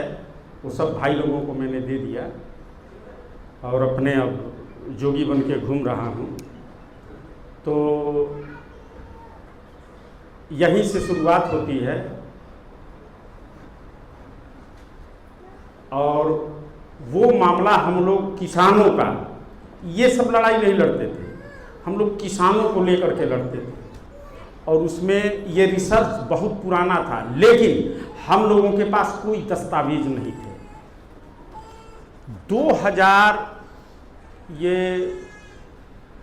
2006-7 की घटना है। हम लोग सुप्रीम कोर्ट लेकर के पहुंच गए और उस समय ऐसा काम किए थे कि भारत सरकार के ऊपर FIR दर्ज किया गया और उसमें थाने से लेकर के, देखो उस समय हम इसीलिए कहते हैं कि हम लोग बहुत कुछ ऐसा काम कर दिए हैं जो आप लोग अभी 100 बार सोचोगे, और हम लोग उसको कर चुके हैं। वो FIR पहुंच जाती है, वो थानेदार देखते ही कहता है यार ये सब क्या लाए हो, हम ही थे क्या? हमने कहा भाई ये हम किसी हिंदुस्तान के किसी भी थाने में किसी के खिलाफ भी FIR कर सकते हैं, तो आप ले लीजिए। और ये हुआ था सीधी मध्य प्रदेश में। एक मित्र थे, उन्होंने कहा नहीं मैं अपने यहाँ कराऊंगा। हमने कहा ठीक है आप ही कराइए। सभी मित्रों की ये हुई कि ठीक है आप कराइए। वहीं से हुआ और वहाँ से अब वो कहा कि देखिए जब तक हमारे ऊपर के अधिकारी SP इस पर आदेश नहीं करेंगे तब तक हम नहीं मानेंगे। वहाँ हम लोग गए, SP अवाक रह गया, कहा कि आप लोग आदमी हैं कैसे, आप लोग अपना पहले ये दीजिए, आप लोग कहाँ कहाँ के हैं। तो कोई UP का निकला, कोई MP का निकला, कोई कहीं का निकला। अब उसने हम लोगों पर जांच लिख दिया और महीनों दिन लगे, हम लोगों की जांच हुई कि ये लोग आदमी हैं कैसे। तो वहाँ थाने से हम सभी के थाने से रिपोर्ट गया कि नहीं ये लोग ठीक ठाक हैं, कोई इनके ऊपर धारा वारा नहीं है, ये आपराधिक टाइप व्यक्ति नहीं है। लेकिन वो भाग गया SP, उसने आदेश नहीं किया। फिर हम लोग CJM के यहाँ गए, CJM भी भाग गया। फिर हम लोग हाई कोर्ट गए, हाई कोर्ट में हमारे ऊपर 200 रुपये का जुर्माना होता है, हम लोग उस 200 रुपये को भरते हैं। फिर उसी हाई कोर्ट में चैलेंज किया जाता है, फिर वहाँ से वो आर्डर करता है जज कि ये 200 रुपया हमको वापस कर देता है जो दंड लगाता है। हाँ सुन लीजिए, उस दंड को वापस कर देता है और फिर वो आर्डर नहीं करता है कि हमारा FIR लिया जाए। जबकि हम लोग वहां इसलिए पहुंचे थे कि भाई कोई भी हमारा FIR हो, आप कोई आवेदन दे किसी अधिकारी को तो उसकी हैसियत है, कह देगा मैं नहीं लूंगा, फिर उसको वो कुर्सी पे नहीं रह सकता है। भाई तुम ले लो, मत इस पर कोई कार्रवाई करना, उठा के फेंक देना, कम से कम ले लो तो ये तुम्हारा दायित्व तो बनता है। लेकिन हमारा वो लेकर के थाने में जस का तस वैसे ही पड़ा था, और हम लोग इधर हाई कोर्ट तक पहुंच गए, और हाई कोर्ट के जज भी सुनने के बाद, क्योंकि वो हो जाता तो उनकी सरकार गिर जाती। अब देखिए वो पहुंचा supreme court, justice A K. Mathur और लोकेश्वर सिंह पंता, जो मैं आप लोगों को बताता हूं, उनके खंडपीठ में वही वो केस था। और अंत में जैसे ही शुरू हुआ तो उन्होंने कहा कि आप लोग जो कह रहे हैं बिल्कुल सही है, मैंने आपका FIR आपकी पिटीशन देखी है, बिल्कुल सही है, बट SLP इज डिसमिस्ड। अब हम लोगों को भाई हमारा जो मित्र था उसको आ गया गुस्सा, आप जाट हैं, वो आप ही। अच्छा, इस पे जब उन्होंने कहा कि द SLP इज डिसमिस्ड, तो अंतिम अस्त्र हम लोगों के पास था, वही निकाला गया, यही सिक्का, और उनके सामने रख दिया गया कि श्रीमान इसमें कौन सा असली रुपया है और कौन नकली रुपया है, जरा हमको दे दीजिए, कौन वैध है और कौन अवैध है, ये आप हमको दे दीजिए। और वो लोग एकदम चुप हो गए, और उसके बाद जो हुआ मैं यहाँ मंच से नहीं बता पाऊंगा। बस समझ जाइए आप। वह एक सुप्रीम कोर्ट की गरिमा है।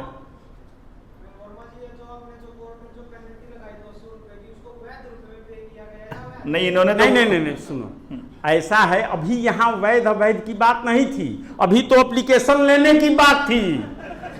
वो जब एप्लीकेशन लेंगे तब ना हम वैध अवैध की बात करेंगे। उसी डर से तो सब सुप्रीम कोर्ट तक नहीं लिए, तो हम लोगों ने उसका रास्ता चेंज किया। अब ये बताओ, ये कोई कर्जदार है, अब वो जब पहुंचेगा कोर्ट में तो वहां भी कह देंगे क्या कि नहीं हम नहीं सुनेंगे, वहां तो सुनना पड़ेगा ना। कर्जदार की बात तो लेनी पड़ेगी उनको। वो तो हम सामूहिक रूप से गए थे, अब तो उनको लेना पड़ेगा। कहां तक बचेंगे? उस समय जब हम लोग गए थे तो ये दस्तावेज जो इस समय है, उस समय हमारे पास कुछ भी नहीं था जी, और इस समय किलो में है दस्तावेज हमारे पास, किलो में। 1, 2 और 5, 10 की मैं बात नहीं कर रहा हूं, अगर उसकी फोटोकॉपी करवा दिया जाए तो इतना होगा दस्तावेजों की। और सब हमारा नहीं, सब रिसर्चरों का अपना अपना रिसर्च है, और जो ITI है उसका अलग है, और राष्ट्रीय अभिलेखागार और वहां से निकाला गया अलग है। पूछिए, एक जगह तो इनको मैं लेके गया था RBI के अभिलेखागार में, और हनुमान जी जैसे इन्होंने पूरा वहां से उठा लाया, कहा नहीं सब चलेगा। हमने कहा चलो तो ठीक है, आ गया है, सब आ गया है। तो कहने का मतलब ये कि हम कागज के मामले में पूर्णतः तैयार हैं, आप लोग उसके लिए निश्चिंत रहें। बस एक कमी है जो मैंने बलहारा जी से बताया है, कहीं बाहर एक रिसर्च, मेरी इच्छा है, हालांकि हो या ना हो वो कोई बहुत बड़ी चीज़ नहीं है, लेकिन अगर हो जाती तो और बढ़िया होता है। हो जाएगा, आप चिंता मत कीजिए, इतने लोग जुड़ रहे हैं, सब होगा। जहाँ नेताजी ने सिंगापुर में कुछ काम किया था, वो लेकर के आना है, उस पर भी काम चल रहा है। आप वो जो संजीवनी बूटी लेने गए थे ये, और फिर हम साथ में थे तो हम पूरा पहाड़ ही उठा लेते ये उसकी बात बता रहे हैं। वो डायरेक्टर को भी ये लगा कि इनको जल्दी से यहाँ से निकाल डायरेक्टर, एक बात जान लीजिए कि वहाँ डायरेक्टर बहुत प्रभावित था, और मुझे नहीं लगा कि ये सारे मिल जाएंगे। और जब इन्होंने हमसे कहा कि अरे आप सबकी बात करो, कह दो नहीं पूरी ये दे दे, तो हमने कहा वो देते नहीं है सर। तो कहने में क्या जाता है, आप कह के तो देखिए क्योंकि वो बहुत सम्मान किए हमारा, वो जो डायरेक्टर हैं बहुत मानते हैं, बहुत अच्छे आदमी हैं, व्यवहार कुशल हैं। तो मैंने उनसे कहा कि सर ऐसी ऐसी बात है, आप सब दे दीजिए। हाँ वर्मा जी ले लीजिए, सब आप ले लीजिए। हमने कहा अरे बाप रे बाप, ये क्या सुन रहा हूँ। बस तुरंत हम लोग भरे, और उन्होंने कहा ये दे दीजिए, वो दे दीजिए, सब उनका डिमांड जो भी था पूरा किए, और काम हो गया। तो ये तो मैं बलहारा जी को मानता हूँ कि ये हनुमान जी हैं, पूरा पहाड़ में उठा के लेके चले हैं। तो अच्छा, भूख तो नहीं लगी होगी ना? व्रत रख लें फिर आज, और जो गाना खाना बन गया उसको ठंडा कैसे? नहीं नहीं नहीं, खाना अभी खाना। ऐसा करते हैं, व्रत करेंगे कल, है ना? वो एकादशी का था कल, बीते हुए कल, तब रखना था अपने को, लेकिन कल रखेंगे अपना व्रत। आपने अनुमति दे दी है।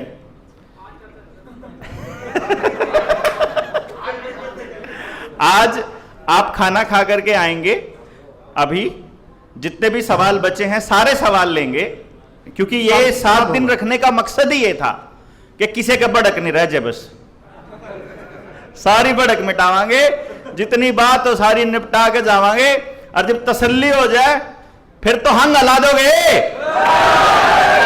जब बात। और आप सोचो, इनकी PIL रिजेक्ट करके कितनी बड़ी गलती कर दी उन्होंने, है? हमारी जब 1 लाख एप्लीकेशन पर्सनल जब दर्ज होंगी तो इनके किस तरह पासने पाटेंगे, इसका अंदाजा लाना मतलब कितना मुश्किल है। आप सोच भी नहीं सकते कितनी बड़ी क्रांति आपका इंतजार कर रही है। आप बस तैयार रहें, और जो बीमार रहें, नहीं बीमार ना रहें, जो बीमार हो गए हैं भोजन करके फिर से मजबूत हो जाएं, और दोबारा से हम लोगों को झेलने के लिए 2:30 बजे हम यहाँ पर दोबारा से मिलते हैं। अभी कितना टाइम हुआ है?